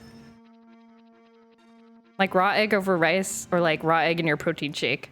Like raw, like just eat it. Just no toppings, no food on top of the egg, just raw egg. That's a poisonous mushroom. It will kill you, you know. You awake yet? Wow, he gave me a warning. Interesting. Okay, here's your mushroom. If there's no other option, yeah, eat a raw egg. Yeah, right? So what's this guy's deal? Thanks to time travel, I'm absolved of all consequences of my actions. I mean, basically. Okay. Take a look in the shed tomorrow? Oh. Okay. Interesting. I guess I'll go... Let me go give a mushroom to Anne. Ran away.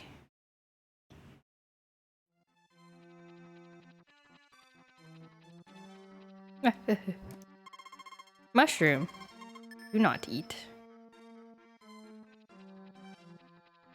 I'm glad Anne likes mushrooms. I don't know if any of the other girls will like mushrooms.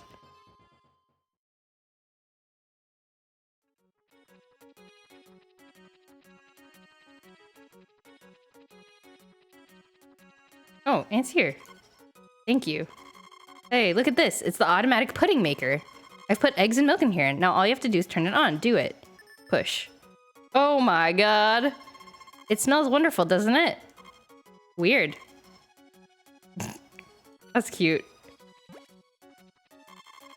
My uncle liked you. Please make friends with him, okay? Okay. Really? I'm glad. Please excuse him for being meddlesome. I guess he gets that from my mother. Hello, you always look fine. By the way, you don't gotta check him out now, but I sent you some more Fakemon I've just finished.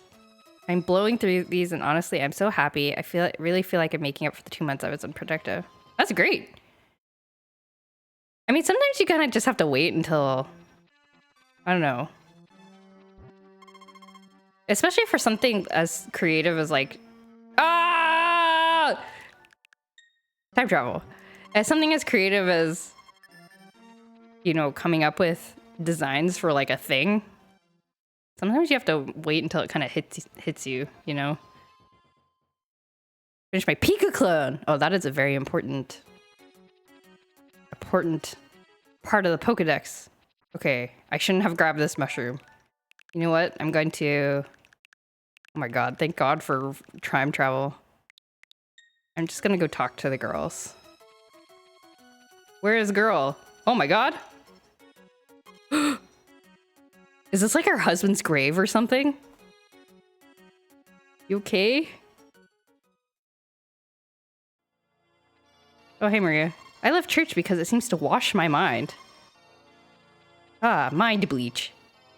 You better listen to the old preacher. Events of the year. Oh, yeah. When's the autumn? Oh, the Harvest Festival's on the 12th. Okay, great.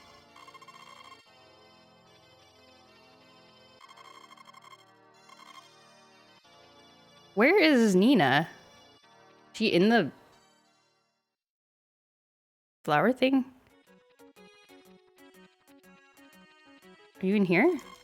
We're closed? Oh, is it Sunday? Oh, it's Saturday.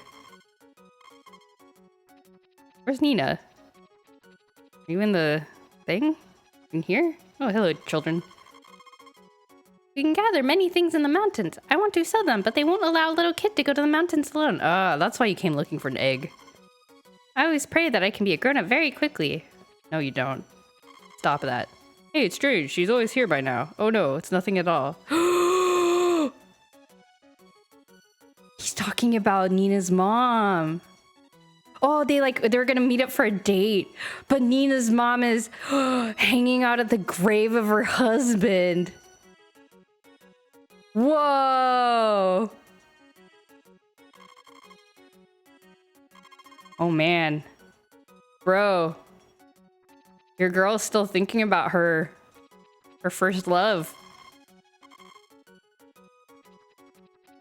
Where's Nina? I guess she just doesn't... I guess she's just not outside. If I'm gonna put the most effort into any of my designs, it's gonna be the starters and their evolutions, the Pika clone, and the box legendaries. Actually, I'm honestly pretty nervous about getting to the box legendaries eventually because those need to look amazing. Yeah, those are gonna be the what's it called? Poster child? Is that the correct idiom? They're gonna attract potential players.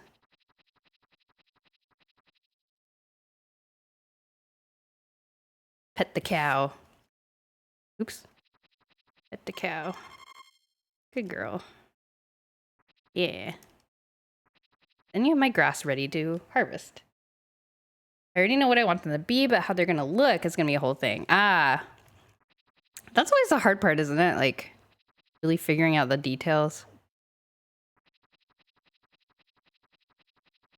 And like, they're always, like, very strongly attached to the theme of the games. Okay, none of these are big enough. Okay.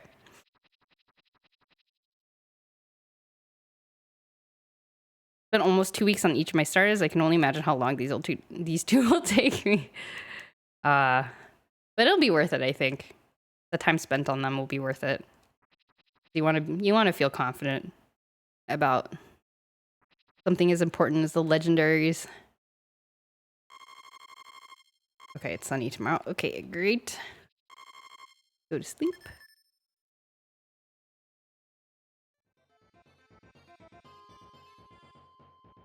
The fall music is so nice. It's very, like, energetic. I wonder if the winter music... I wonder what the winter music will be like. I feel like in most Harvest Moon games, at least some of the OG ones, they're like... The winter music is always, like, kind of sad. Alright, chickens. I'll try giving an egg to Anne today. Let's see how she likes the egg.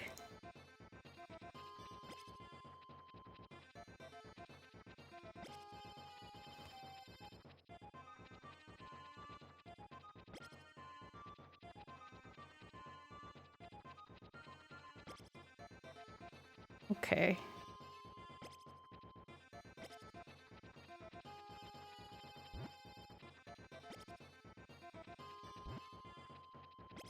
Wasn't intentional because at first my game's theme was going to be the power of community, but it very quickly became capitalism bad. Why not both? Those seem like compatible themes.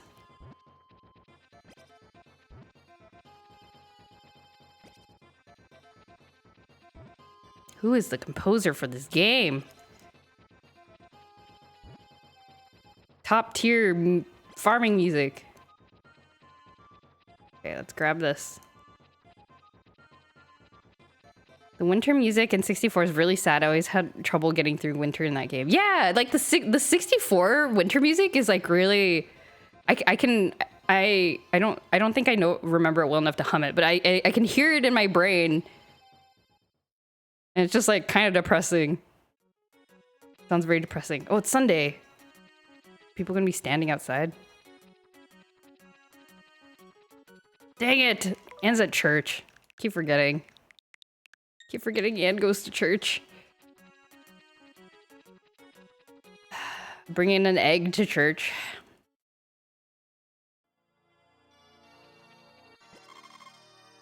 It looks delicious. Oh, she likes egg. She likes egg more than mushroom, I mean. Let's talk to everybody. Well, speaking of Pokemon fan games, what are your thoughts on the Untamed demo now that time has passed?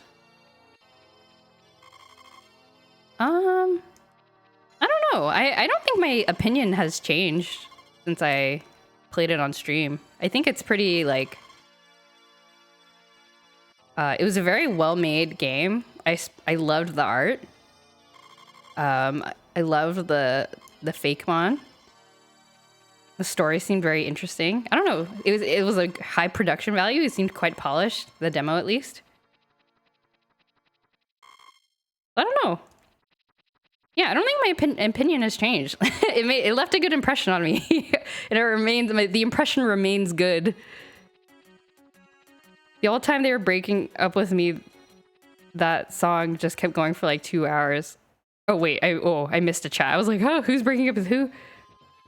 I have this awful Pavlovian association with the Snowden music for Undertale because the game was open in the background when I got dumped by my first year's partner of 2 years. Oh no. That's terrible. That's oh no, it's kind of hard to undo that, huh? I think the only way to like, you'd have to like override it with some kind of equally intense memory, and I don't know if that's like better. That doesn't seem better. I'm really glad you enjoyed it. Pokemon Untamed, I think you mean, not your breakup, I hope. I enjoyed Pokemon Untamed. Yes, I did enjoy it. Thank you for the recommendation. It would be unfortunate if you had a bad time after I gently twisted your arm to play it so much. Yeah, you were very excited for me to play it. No, it looked really good. I mean, like, I mean, I also did a little bit of my research just to, like, look at, you know, like, just kind of look up, like, I didn't look up any of the lore stuff, but I looked up, like, the dev stuff, and it seemed quite well organized and all that. So I was like, oh, you know, this seems pretty reasonable to try. So I did my own research as well. I mean, if it didn't seem like something that I, you know, wanted to play, I would have said no. I would have been comfortable saying that. Do you think you're going to check out the full game whenever it's finished? I don't know. It depends. If the story is very good, then I will check it out. If it's more about the Pokemon, then... Oh, was it? Did I just waste a mushroom? Did. Well, nobody's gonna eat it. Okay. If it's just about the Pokemon, I'd probably be less interested in playing it because I'm more of like a story person. That's actually some part of I actually do have kind of difficulty finishing official Pokemon games because sometimes the story is quite sparse. but the nostalgia is too strong, I think, for me to like skip a Pokemon game. But I think the criteria of like, you know, is the story like an interesting experience would definitely apply for Pokemon fan games too. Okay, but 20 years from now, whenever I actually finish my game, you have to stream it. 20 years from now, I'm sure you'll get it done earlier than that.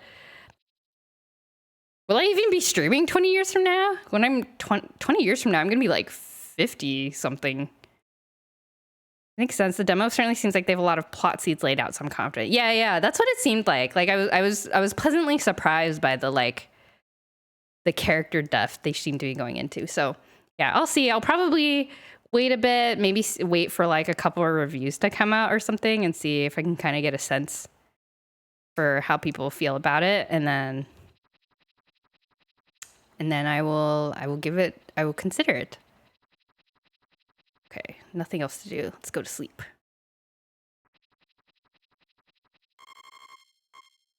Yes.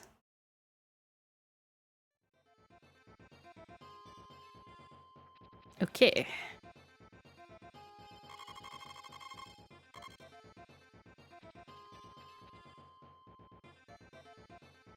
I already knew about the twist with the ghost gym leader since it was talked about in depth in one of Jack's videos, but I really like how after you beat her, she becomes your real rival. Yeah, that's really interesting. Like a gym leader changing roles. That's kind of interesting. I don't think that's happened in a mainline Pokemon game. Maybe the closest would be the what's his face in Scarlet and Violet, the art teacher. But he sort of sticks in his role. I mean, it's kind of implied that he wants to... Well, I don't know. I guess it's kind of the opposite. He's already moved away from a role and he's trying to like do something else. Which also makes me interested to see what'll happen to the other guy. Oh yes, what was his name? I don't know. He was cute. He had just moved to the area and he was like learning about the region and stuff like that. Which actually, that's kind of cool now that I think about it. Because like one rival in Pokemon Untamed is like, I mean, they're like new to the region. Like they don't know anything. They were sort of like set up to travel with you so you can like kind of teach them about like the culture and stuff like that. And then the other person, the other rival is like, comes from like a long line of like tradition. and like their family has been doing like this traditional thing for like generations, and like they're like, but then they're kind of trying to like do something different. So that's kind of cool, I think. Definitely, they're sort of, the rivals are sort of foils to each other. I have a theory that he's going to end up joining the villain team. He has stuff going on about wanting to connect more with his heritage, and the villains seem very focused on upholding traditions and such. So I could see them getting sucked into their whole thing. Oh, yeah, that would make sense. And that would give a good story reason to like kind of engage with the villains, you know, because your friend is sort of like in getting sucked into the nonsense or whatever. You might be trying to help him. Yeah, the plot seems potentially interesting. I'm curious to check it out. Hard to look after animals. We always must be careful so they don't get sick. I feel like a mother who's taking care of her children. Hey, do you like sweets? I love them. Really? I'm good at making sweets. I hope I can cook you something someday. You look pretty busy. I hope everything's well for you. How come Ellen is suddenly very friendly with me? I feel like I hadn't been giving her presents. Something happened. Autumn to winter is an off-season for us because there's nothing to sell. Mountains this season are beautiful. There are many fruits and nuts too. Hello, Maria. Excuse me, do you love kids? Sure. I love kids too. My dream is to live with a lot of kids around me. Please do your best work. Oh.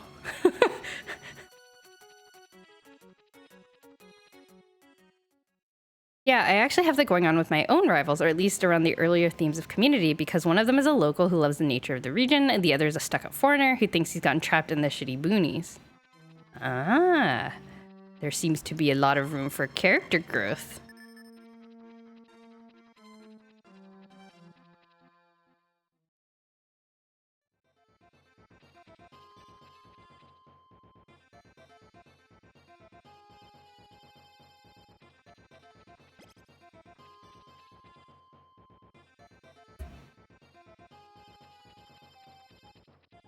Oh, I'm really hungry suddenly.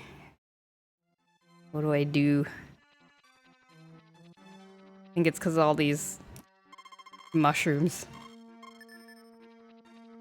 The autumn vibes are making me hungry.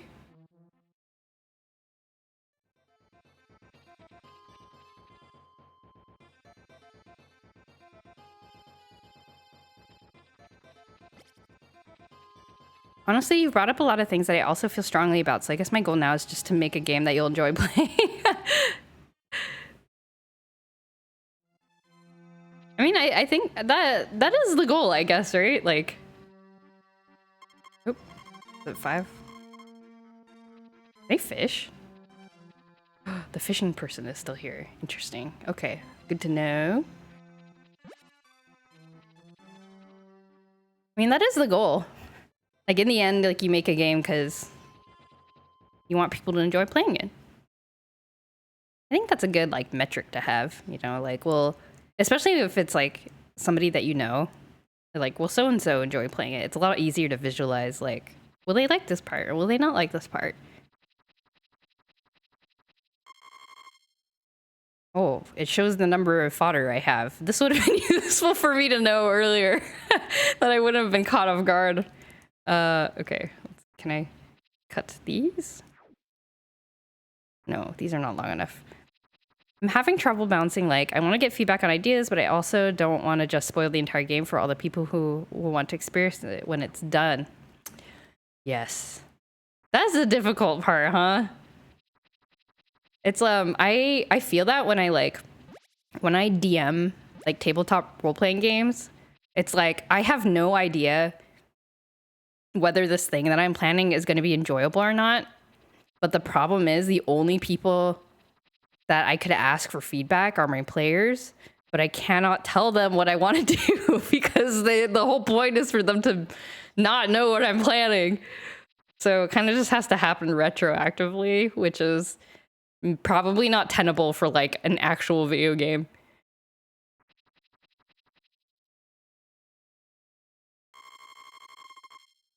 So what I actually end up doing is I ask my fellow DM friends for feedback. I'll be like, hey, I'm trying to do this. Like, what do you think? And then they'll give some suggestions. So it's not direct like user feedback, right? But I don't know. At least it's like something. If I disappear suddenly, our power went out again. Just a heads up. Oh no. Okay, I hope the power does not go out for you. But if it does, I hope it comes back quickly.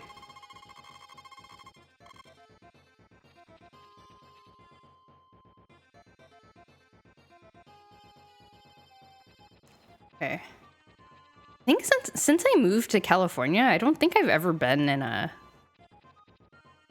situation where the power just like goes out during a storm. It did happen when I used to live in Oregon, and then I do remember it happening occasionally. But I was like kind of youngish when it did happen. I don't exactly remember the cause. So it must have been like a rainstorm or something taking out power lines or something like that. But yeah, I haven't experienced that very like in any recent memory. It's terrifying because a friend of mine on the other side of the state line had a power outage that's apparently going to take 3 days to fix. What? What the heck? Why 3 days? That's ridiculous. And I'm worried that'll happen to us and that $130 of food in the fridge will go bad. Oh my goodness. That is very stressful. Oh no. And it's kind of late to like, I guess there isn't really much you can do either. It's kind of late to like go and I don't even know what you would do. Like try to buy some ice or something, emergency ice. Oh man, that is stressful.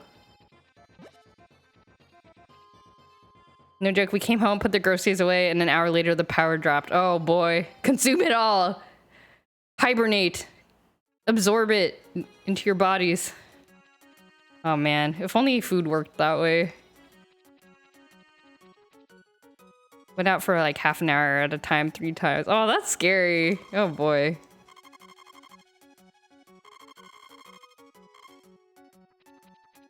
Well, I sincerely hope your food does not go bad, because that would be a real bummer. And it's still 3 hearts. Gosh dang. I guess it depends on what part of the state you're in. I know in California around the place that I live, there were some problems with oh, I forgot to talk to Ellen. I ran right past her. You hear? Yes. There was a summer where there were some power problems. Oh no, it was because of fires, I think. Like the fires, there were fires happening and then like people's power was getting cut off because the fires were like destroying the power lines. And then there were some places where like kind of in the more remote places where like they just like didn't. Why am I in here? I keep like running into random doors when I'm like not thinking. They like couldn't fix it for like a couple days, which is kind of terrifying. But yeah, depending on the area, but like, you know, our area, which is more like urban, suburban, was like okay after like a day.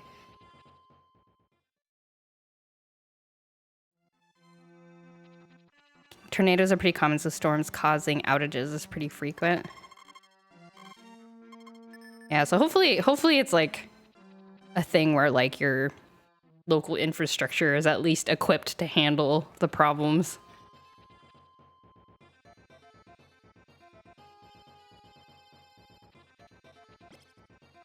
It's sort of like in the Pacific Northwest, like we can handle rain totally fine. Like large rain showers, whatever. We're like fine with that. But when it snows, like everyone like the cities are like not like nobody knows what to do.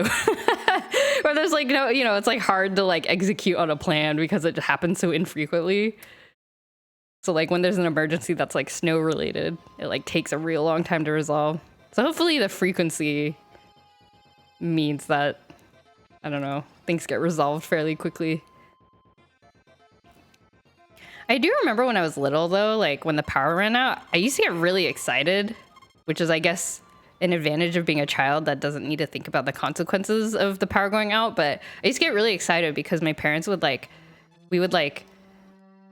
a candle, and then like I was like, oh, it's like camping, and so we'd light a candle and then we'd play like Monopoly in the dark. And I don't know, it was like exciting. I very distinctly remember feeling like excited when the power went out. Like the power would go out and I'd be like, yes, awesome, we get to light the candle and play Monopoly in the dark. Like I was like really excited about it. Have I been talking to my cow? Hope I didn't forget yesterday.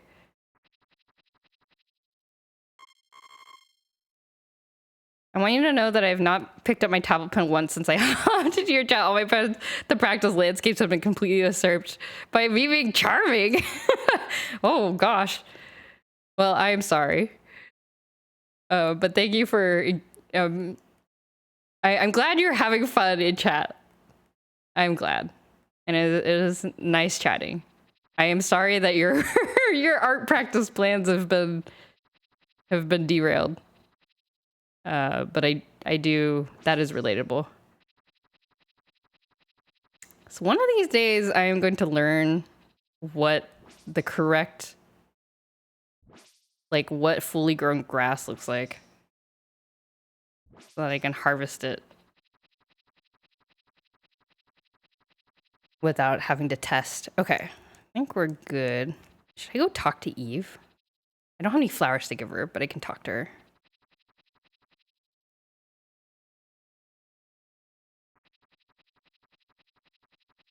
It's so weird. It's quiet when it's nighttime. I think 64 was like this too. It just becomes dead quiet. I think I'm gonna feed myself. You can be streaming much longer. I will probably. How long have I been streaming? About 2 hours? Oh gosh. Yeah, I should probably wrap up soon. I don't want to stay up too late. Probably play like another day or two. And then I'll wrap up.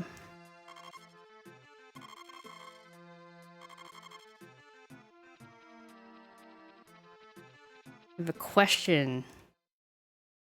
Ask away. Oh, the fireplace is on here too. Cute. On the diary. I have hearts still. Yeah, let's do one more day. One more day and I'll wrap up. Because I'm actually, for some reason, I'm like really hungry. I need to get a snack.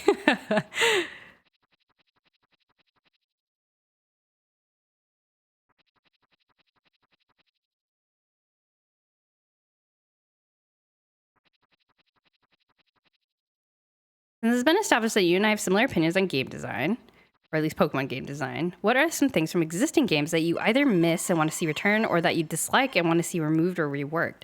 Oh, from Pokemon?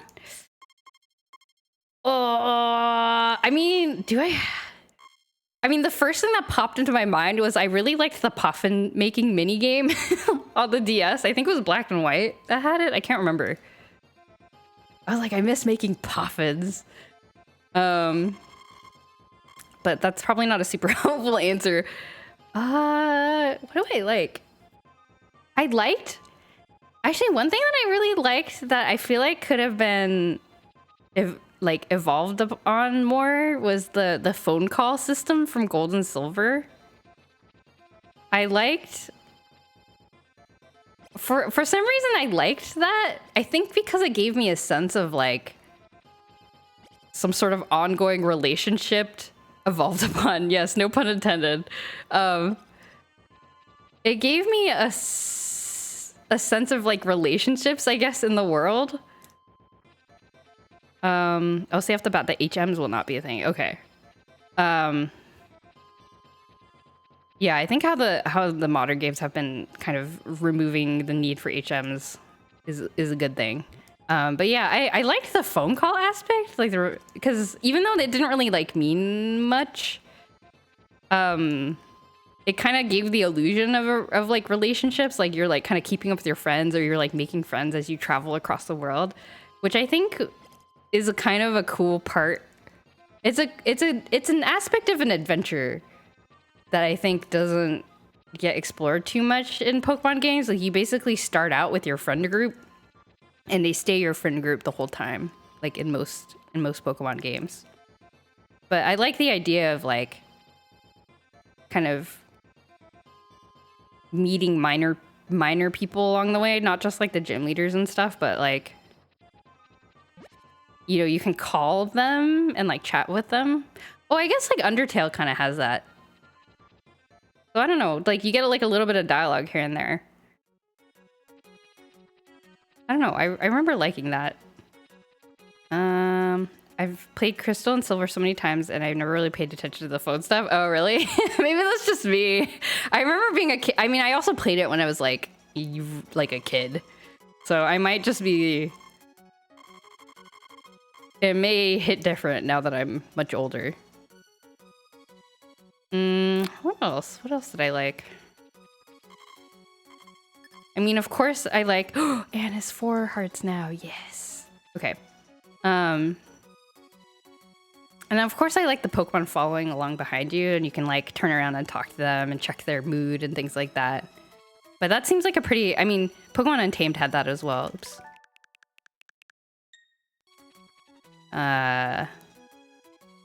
What else? I feel like I don't know the games well enough to like give you a good answer.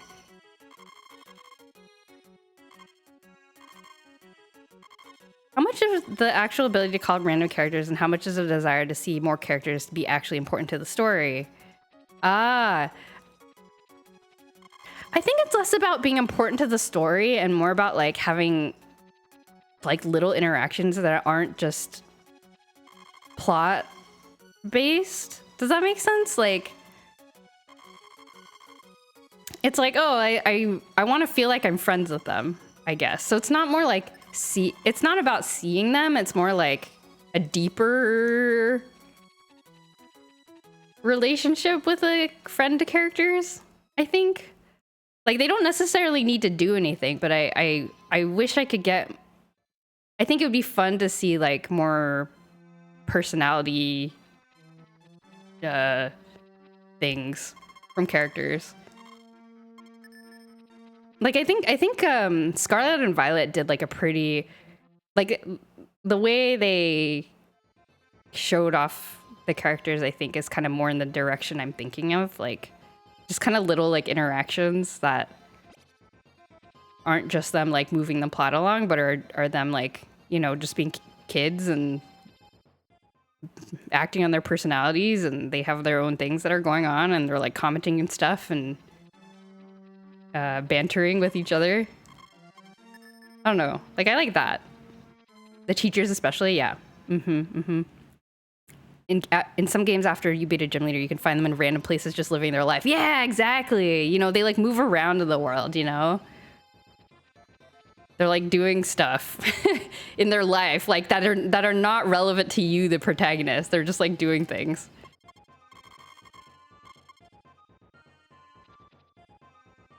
They had separate little stories for each one as you took their classes. Yeah, exactly. Oh yeah, the classes is a good example. I really enjoyed the classes. I feel like a lot of people didn't actually like do them, but I really enjoyed them.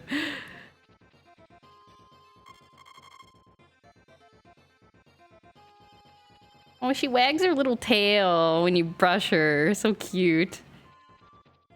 Okay. Is there anything else you can think of? Let me think.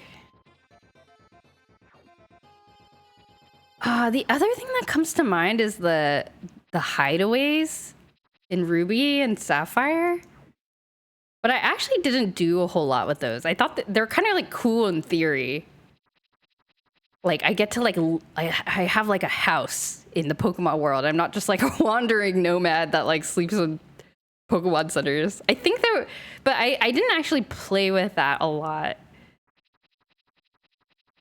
So I don't know. I guess I can't. I think it was like, it was appealing in theory, but I didn't actually end up playing with it a lot. But I think having like that home base was actually kind of cool. I think more people started doing the classes once they found out it was more than just long-winded tutorials. Yeah. Those were really cool, but a lot of the charm is gone if you didn't have a link cable. Oh. Yeah, I actually never played the original Ruby and Sapphire. I only played the remake, so I actually don't know how it worked originally.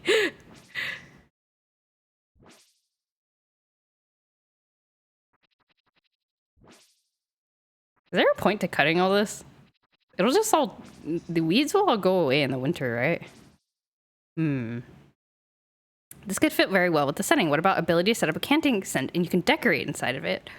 Oh, yeah, that would be fun. I like camping. I guess they kind of had that in Sword and Shield, but it still felt like... I wonder... I was thinking about, like, I wonder if it would make sense to have, like, camping spots. They're like, maybe you can camp anywhere, but there's, like, places that you get you benefits if you camp on them. So, like... Because, like, in Sword and Shield, you can kind of, like, set up your thing kind of wherever, but yeah, campgrounds. And maybe there's, like, special things you can do at the campgrounds. Like, I don't know. Maybe social things or, like, talk to people or maybe that's, like, the place where all the link stuff, multiplayer stuff happens. I don't know. Something like that.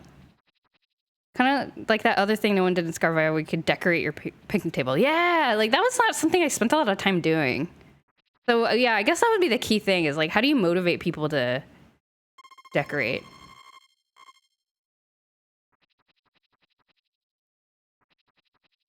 All right.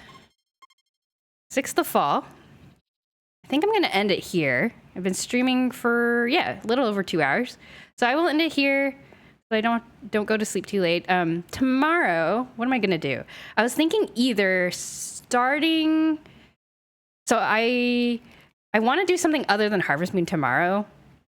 I was thinking either starting the Outer Wilds DLC or playing Stray, because that's been on my 2 playlists for a while, and from what I've seen, it's a pretty short game. It's only like 5 hours, so I could do like half of it this weekend and half of it next weekend. So I think I'm like 90% sure I will do Stray other than the DLC. I think I'm still like recovering from my first run of Outer Wilds before I can go back into the DLC. So I'll probably do Stray tomorrow, and then Sunday I want to do an art stream. So I will be working on a Harvest Moon Super Nintendo print poster thing. We'll see how that goes. It's gonna be kind of complicated. I don't know if it'll be fun to watch me do like an actual, I don't know, get into the nitty gritty of doing an actual like print that I want to sell. But we'll give it a try. It'll be done over many sessions, I believe. I think Stray could be fun for a big stream. Like, plan a day next week where you stream for 6 hours and blast through the whole thing. Oh man, I think that, that would probably be ideal since it's such a short game. But I'm just like, I'm so old. I'm so like not able to stream for that long. I don't know. Maybe it's a matter of building up the. It's mostly my voice actually. Like, I can't talk for that long. I think I need to build up more endurance, I think. Something that instantly comes to my middle ground between the campgrounds being large enough to have things in them but not so large enough they become an extra town and the map gets twice as big. Oh yeah, totally read by the campgrounds. But yeah, I that's a good suggestion. I don't think I can like physically do it though. When I tried to do a 12-hour stream at 10.5 hours, I just went, I'm dead. Oh yeah, I think you did that pretty soon after I met you, I think. I remember I stopped by, but I was like traveling at the time, so I couldn't like see how it went. But yeah, I was like, holy moly, 12 hours. But I think you've gotten more streaming hours under your belt, I think. So you've got your streaming stat is higher level than mine. I'm still at the my voice gets hoarse after 2 hours level. Streamiversary, yes, I remember that. Mega stream. I'm a baby. I'm a starter Pokemon streamer. Not yet evolved. All right. Okay, I will end it there. I'll be streaming probably at a similar time tomorrow, like 8 or 8:30 or 9 Pacific time, and we'll probably be back with Stray. I'm excited to be a cat. Have a good night, everybody. Thank you for hanging out with me. It was a lot of fun. Romancing girls and harvesting tomatoes. All right. You close tomorrow night, so it might be late, but try to pop by again. Yeah, it'd be great to have you. Yeah, no stress or anything. Please do stop by if you can. No pressure at all. All right, thanks everybody. Have a good rest of your night. Bye-bye.